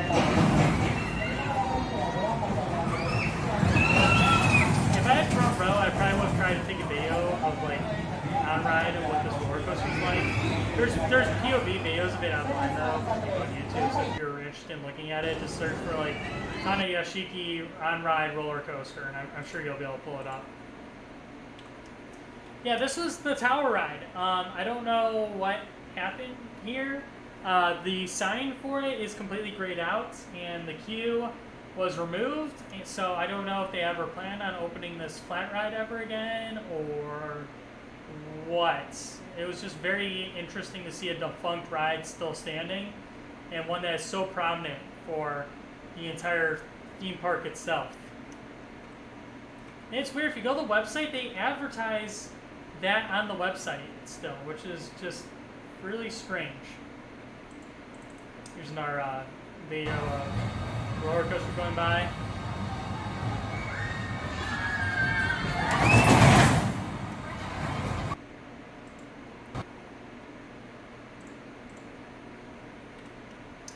Then I went to the shrine in oh god, what is it called? I can't ever remember the city name. Why can't I remember? This is a Sensoji temple. Sensoji temple. So this bridge has been here for hundreds and hundreds of years. They left it in this like little garden area. You can't actually walk across it. I'm sure for like special events and stuff like that with like people from the shrine and stuff like that, they might be able to walk across it, but the general public is not allowed to walk on it. Hello. Is this? Dude, the photo viewer app on Windows is absolutely garbage. Here's a picture of like the main shrine. Sensoji. Why is that so hard to say? But yes, it's a very big temple. This is probably like the most photographed one. You can see like this ball here is always like in these like photos of temples. But this is like the one where like it's the one everybody goes to. It's really close to the Tokyo Sky Tree. You actually see the Tokyo Sky Tree in the background, probably some of the photos I have. I actually went in here and I actually got a charm for good fortune. So hopefully it does bring me good fortune and good luck. So otherwise that would be 1,000 yen not well spent. But I've never opened it. I left it as it is in its little packet. It's a very, very beautiful place, but very, very crowded. The one in Harajuku is not nearly as crowded as Sensoji, so we recommend going there if you're trying to beat the crowds. But this is me leaving. I went to the Konami, the printer machine. If you get, I think all you had to do was have somebody get a special, what's it called? A high earning hand in Mahjong, and you just see the splash screen for these to be able to print off the Konami printer machine. So I printed all the ones that I could, so these were the same ones. They're very similar to the amusement pass. They're literally the same photo of the girl, but with a different background that says the name of the girl on it. These kind of do too, but whatever. These were added like one of the last days I was in Japan, so we're getting to like the last bit of my trip here. So I asked my girlfriend if she wanted this Kuromi plush. She wasn't interested, so I didn't end up winning that. Here's a picture of the opposite side of Akihabara Station. This is kind of like a main walk area. It's weird. This side of Akihabara, there's not really a lot of stuff to do on the side of it. There's some convenience stores and McDonald's and some other stuff kind of going on. But for the most part, most people exit on the west gate for Akihabara, not the east one. But the east one seems to be really, really crowded most of the time. And I'm not sure why exactly that is when the action seems to be more on the west side of Akihabara. So I'm not sure people are just exiting the east side and walking around a little bit more. I don't know. Some more DDR scores here. Drive My Heart. Really poo-poo score. Hey, this is a good score. Got 5 perfects on True Love, Clubstar's True Club Mix. This song, I'm going to STP it, I swear to God. I actually kind of like this song. It's a bop. It's very, very on sync. And I beat DDR Koji, which is pretty dope. This song, I think I could Marvelous full combo. It was very hard to hear the beginning of this song in Tokyo Leisureland, unfortunately. This song is also one I think I could Marvelous full combo as well. So, might have to come back to that in the future. Then I started playing a little bit more difficult stuff. So, amping it up with a 14, Wolf's Rain. This isn't that hard of a 14, honestly. Double Tornado. Oh my god, this chart is so hard. I don't know how it's not a 16. It's very, very, very difficult. There's a lot of crossovers at the end, and they're very, very awkward hits. So you can see I had one grade for quite a while, so wah wah. I eventually got it though. So, no tears, only dreams. Positive Dance Time. I hate this song, it's awful. Poppin' Candy Fever, I hate this song, it's also awful. It has a not fun chart in my opinion, and I hate this song.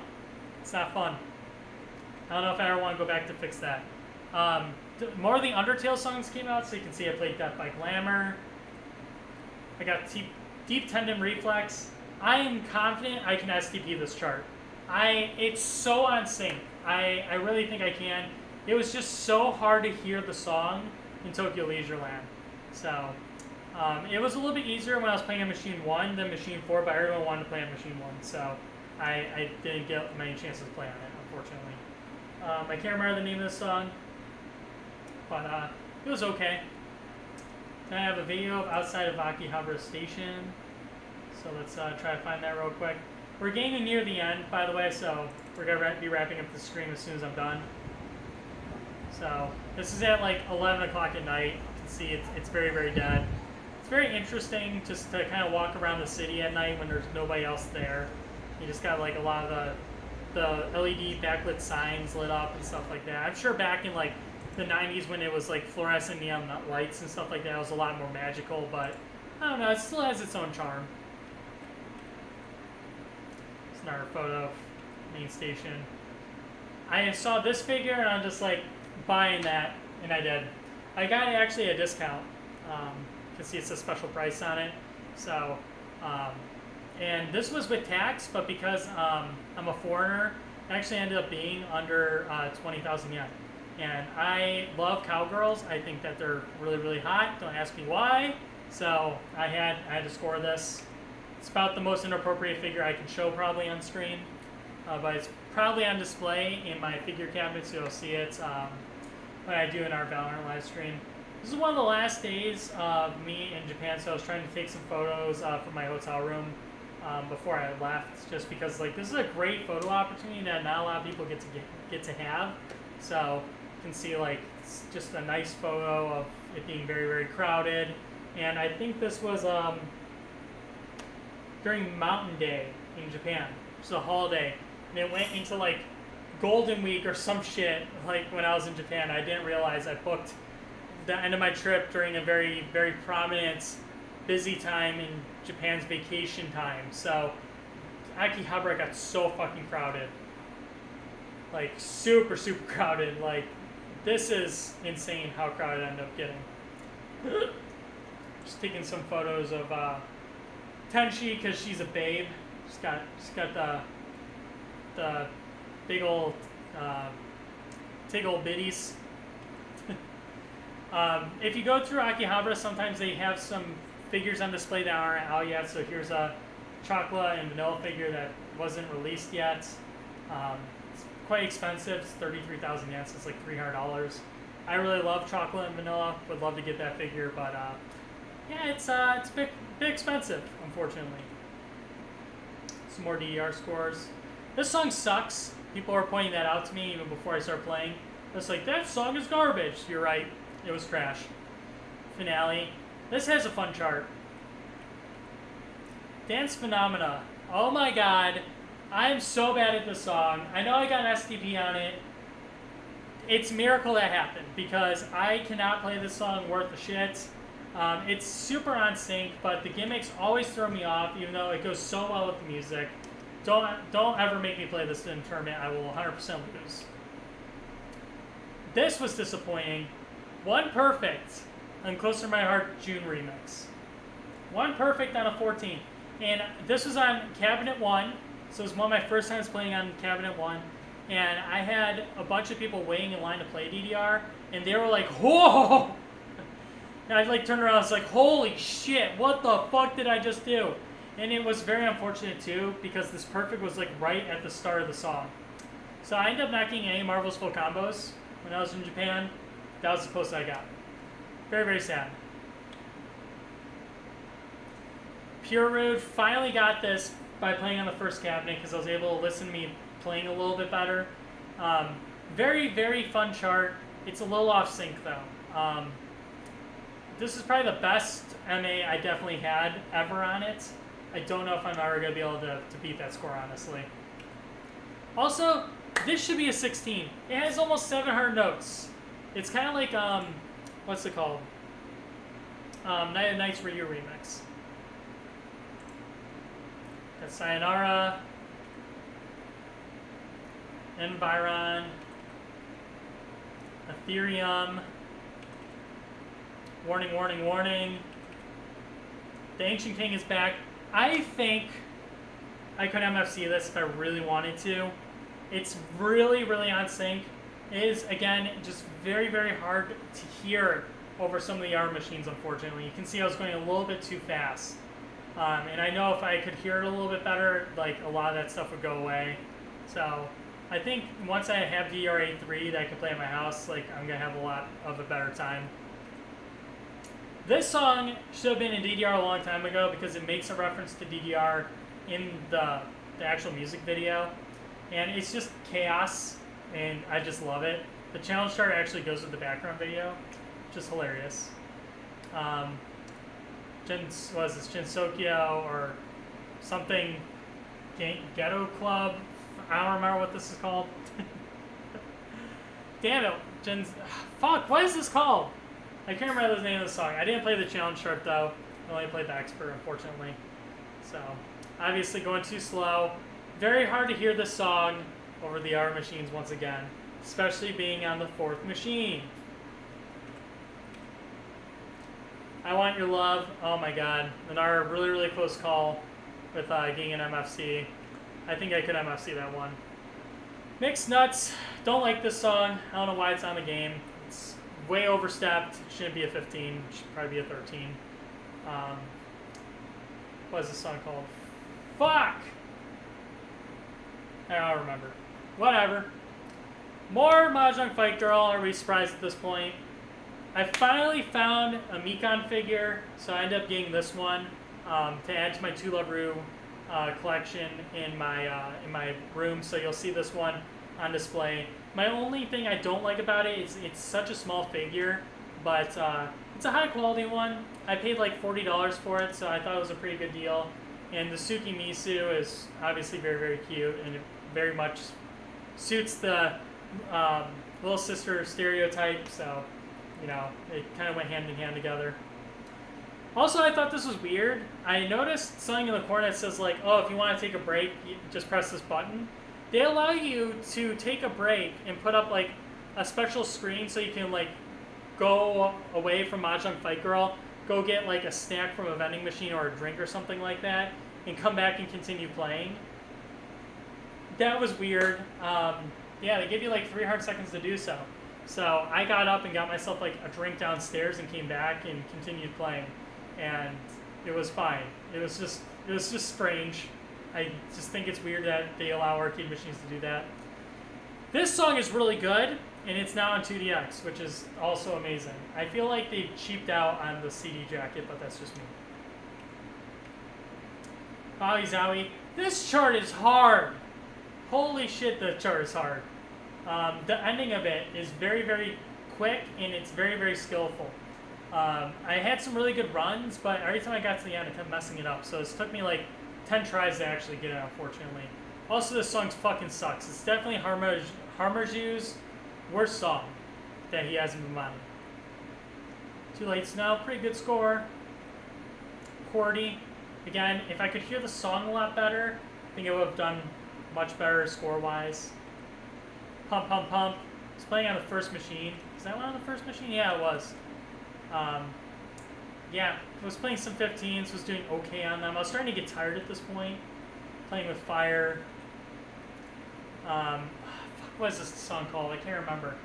It's been on 2DX for a long ass time though. Or maybe it's Guitar Freaks and Drum Mania. I don't remember. Or it's both. They had Hatsune Miku Whey Protein. I almost bought some just for the loss. I didn't though. One of my last days here, I had to get some Mr. Donuts because we're definitely getting through the last of the videos here. So let's go down to where that picture is and let's see what these videos are. Wow. I just thought these were cute. There's like Kenji like lifting up the Mahjong piece to get like more of her level up.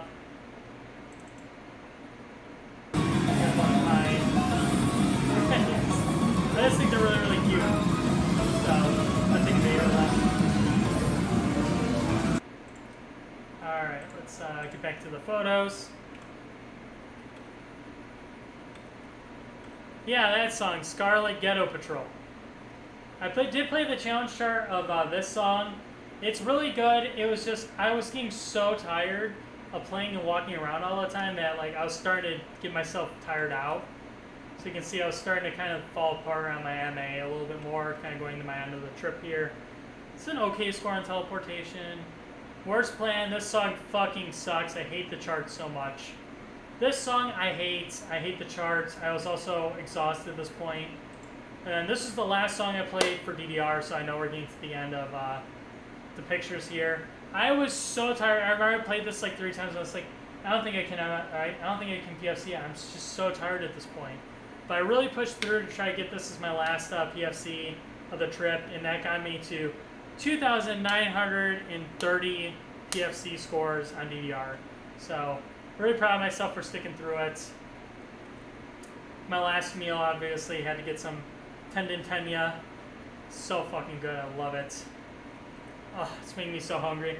I had to take a picture of the soy sauce, being like, I wonder if this is like a logo of like what the soy sauce is. But apparently, Tendon Tenya has their own specific soy sauce that they use. So this just says soy sauce essentially on it, or tendon sauce. And you can actually buy the Tendon Tenya sauce online at the Rakuten store, so that's what I ended up doing. You get like 6 bottles, which is actually a pretty good deal, and it's like 15 bucks. So it's worth it. And then this is also the store where I end up getting addicted to barley tea. So this is barley tea. They give it to you at every single Tendon Tenya, and I love barley tea. It's very, very coffee tasting as far as tea goes. But if you really like beer and like barley stuff, barley tea is right up your alley. It's really, really good. I hate coffee, but love barley tea. It's one of my last photos of Akihabara. It looks like it's gonna rain. And it might have drizzled really briefly. Actually, you can see the pavement is wet, so it definitely did. But that was it. I actually didn't need to buy an umbrella my entire time of being in Japan this year, which is unreal. It's absolutely cannot believe it. Some last photos of Akihabara at night here. So I wanted to take a photo of this because one day I want to sit down and kind of make a video explaining Japanese arcades, especially if you go Akihabara. But a lot of arcades are 18 and older only. And I don't think a lot of people realize that, and that's why when you go like, you see videos and pictures online of arcades, you don't see kids in them. They're not catered towards children. It's mostly for adults and like older teenagers. So like 16, 17, 18, 19, 20, in your 20s and stuff like that. It's really the main focus of Japanese amusement centers. So a lot of the times you'll go into Japanese amusement centers and you'll see signs like this that says, customers under age 16 are not permitted on the premises after 6 p.m. People under 18 are allowed on premises after 10. There's a lot more arcades out there that are just like 18 plus only. Like Warehouse, like Kawasaki Warehouse when it was around, was 18 plus only. It had a bunch of signs before you entered that said 18 plus only. And they were very strict with that. You could not enter if you're under the age of 18. So, just pretty interesting. They have these journals that you can write down, like messages inside of. So I left one for Tokyo Leisureland. It says, "Thank you Leisureland for always being the greatest arcade in Akiba. Keep up the great work on DDR. Their DDR machines were the best DDR machines I played on during my entire trip. See you in 2024. Put my little signature in there, and my YouTube and Twitter URLs for funsies. Had to say bye to Mahjong Fight Girl, which I wanted to make sweet, sweet love to before I left. Really sad to have to say goodbye. And then this was the day I woke up to leave to go back to America. There was a Taito truck delivering an arcade machine outside the Bandai Namco arcade. I just thought that was interesting, so I took a photo of it real quick. Oh, we got some videos of me on the train, I believe. So this is on the Tokyo monorail. It's just to kind of like show you what it looks like as you're going by. The city looks like. The Tokyo monorail is like really on the edge of the sea of Japan, or on the ocean. I think the Sea of Japan is actually on the opposite side of the country. But yeah, so you'll see like a lot of the times like the monorail will actually like go off land almost, and you can see like the sea at some points. It's more near the end of the train ride that it's like that.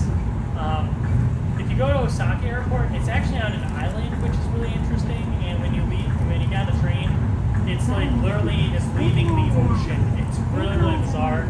But it was kind of weird because this was kind of similar in a lot of ways, and it was also landlocked, and it was very, very smooth compared to a regular train ride. So I don't know. It's just interesting to be riding on a monorail and not like a proper train. That was interesting. And I've been on so many different trains now in Japan. I've been on the Shinkansen, on the Skyliner, I've been on the monorail, I've been on the Disney monorail. I've been on so many different trains at this point. I don't know, it's just, you start getting a fascination with some of them at this point too, which is just really, really cool. I never thought I would ever be obsessed with like Japanese trains, but here we are. So this is the last video I think I have. It's just kind of like leaving one of the train stations. The next stop is Seijujo FO6. See a little bit more like, I wouldn't say like the countryside, but like not super city areas of Japan. It's more like off the beaten path, because like this is not like the main train that goes through like the city. It's kind of like off a little bit. It's more commercial areas, stuff like that. I don't know, it's pretty interesting. And then you go underground. You're underground for quite a while, so you can see like, oh, the road's disappearing, and then you go into a long ass tunnel. Then you leave the long ass tunnel, and then you're at the airport.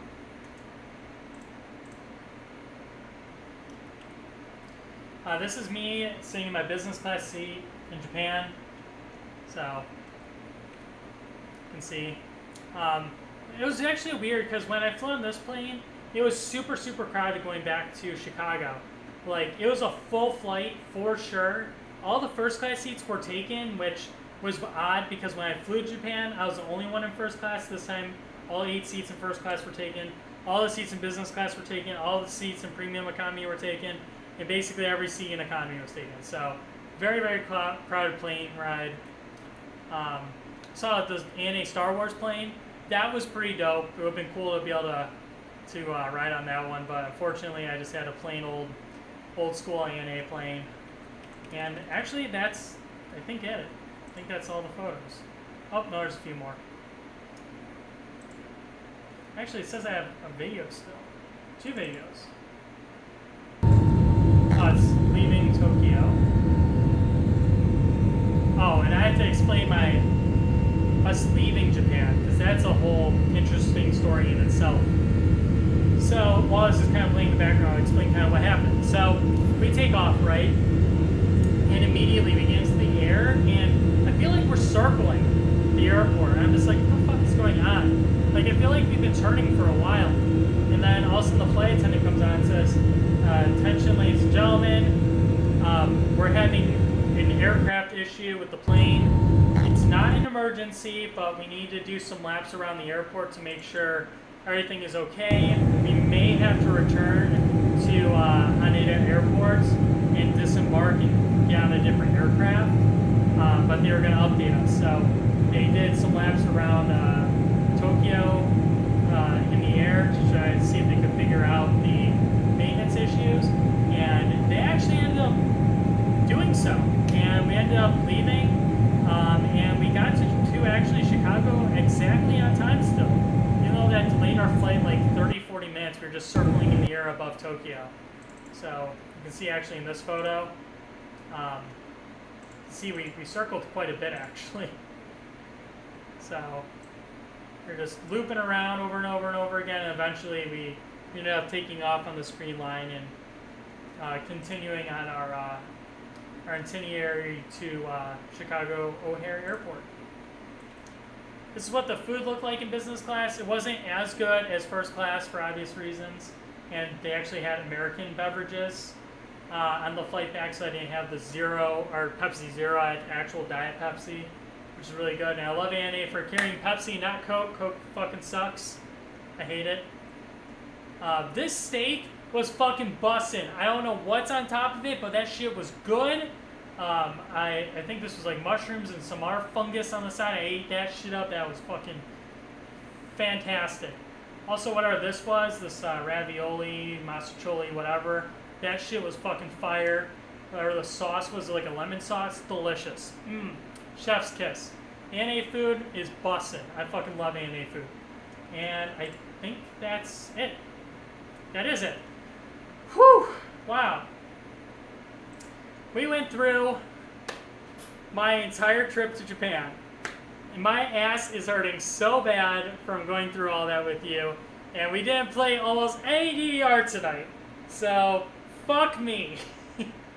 But, again, in the future, just so everybody else is aware, in October, I'm going to try to live stream every day this month. I'm going to try so hard to live stream every single day. This was not really the intention today, was to go through my Japan trip, but that's ended up being what it ended up being all about. So, sorry about that, I guess, but hopefully y'all enjoyed listening to my story about my trip to Japan. It was mostly nerdy things, unfortunately. I had planned to go to Hokkaido and then down to Tokyo, but it was just too hard to figure out how to get there first class, going there or back and stuff like that. So I ended up not doing that this trip. Maybe next year I will if my girlfriend's interested in staying in Hokkaido for a little bit, and then we go down to Tokyo, or maybe go back to Osaka first and go back to Tokyo and then we leave. I don't know. But yeah, 2024 is going to be interesting for sure. It'll be nice to actually go with somebody that I know and share that experience with them. So hopefully she really, really enjoys the trip as much as I do. I'm going to end the live stream here. We've been streaming for almost 4 hours straight now. And again, I have to get up. I have to get up. My butt hurts so bad. My ass hurts. I have to still do laundry. I haven't eaten dinner. And I want to fucking get off my ass and walk around. This chair fucking sucks. I hate sitting in it. I'm so happy to be standing right now. So, yeah, but maybe at our DDR live stream tomorrow, we will see. I've been playing every single day, even if I'm not live streaming, just so I can kind of stay in shape so I don't fall apart. I can start playing a little bit more difficult stuff, so hopefully that helps. But, yeah, Maybe a DDR live stream tomorrow, if not Valorant maybe. But again, I'm going to try live stream every day in October. So I'm going to try so fucking hard to make that happen. And I'm not going to be a lazy bones. So hopefully y'all will stick around and enjoy all the live streams I go through with me. But yeah, stay tuned for the next live stream. It should happen tomorrow. And if I'm lying, then I'm so sorry. But again, I'm trying to make a commitment to live stream every day. I'm not going to make any promises, but I'm going to try. So without further ado, thank you guys again so much for watching. I'll let you guys go. Hopefully you enjoyed all the stories of my Japan trip. Hopefully you enjoyed the DDR live stream portion of this. Unfortunately, we did have some issues with the server, but it seems to be all fixed now, thankfully. So yeah, until next time, bye-bye. I love you all.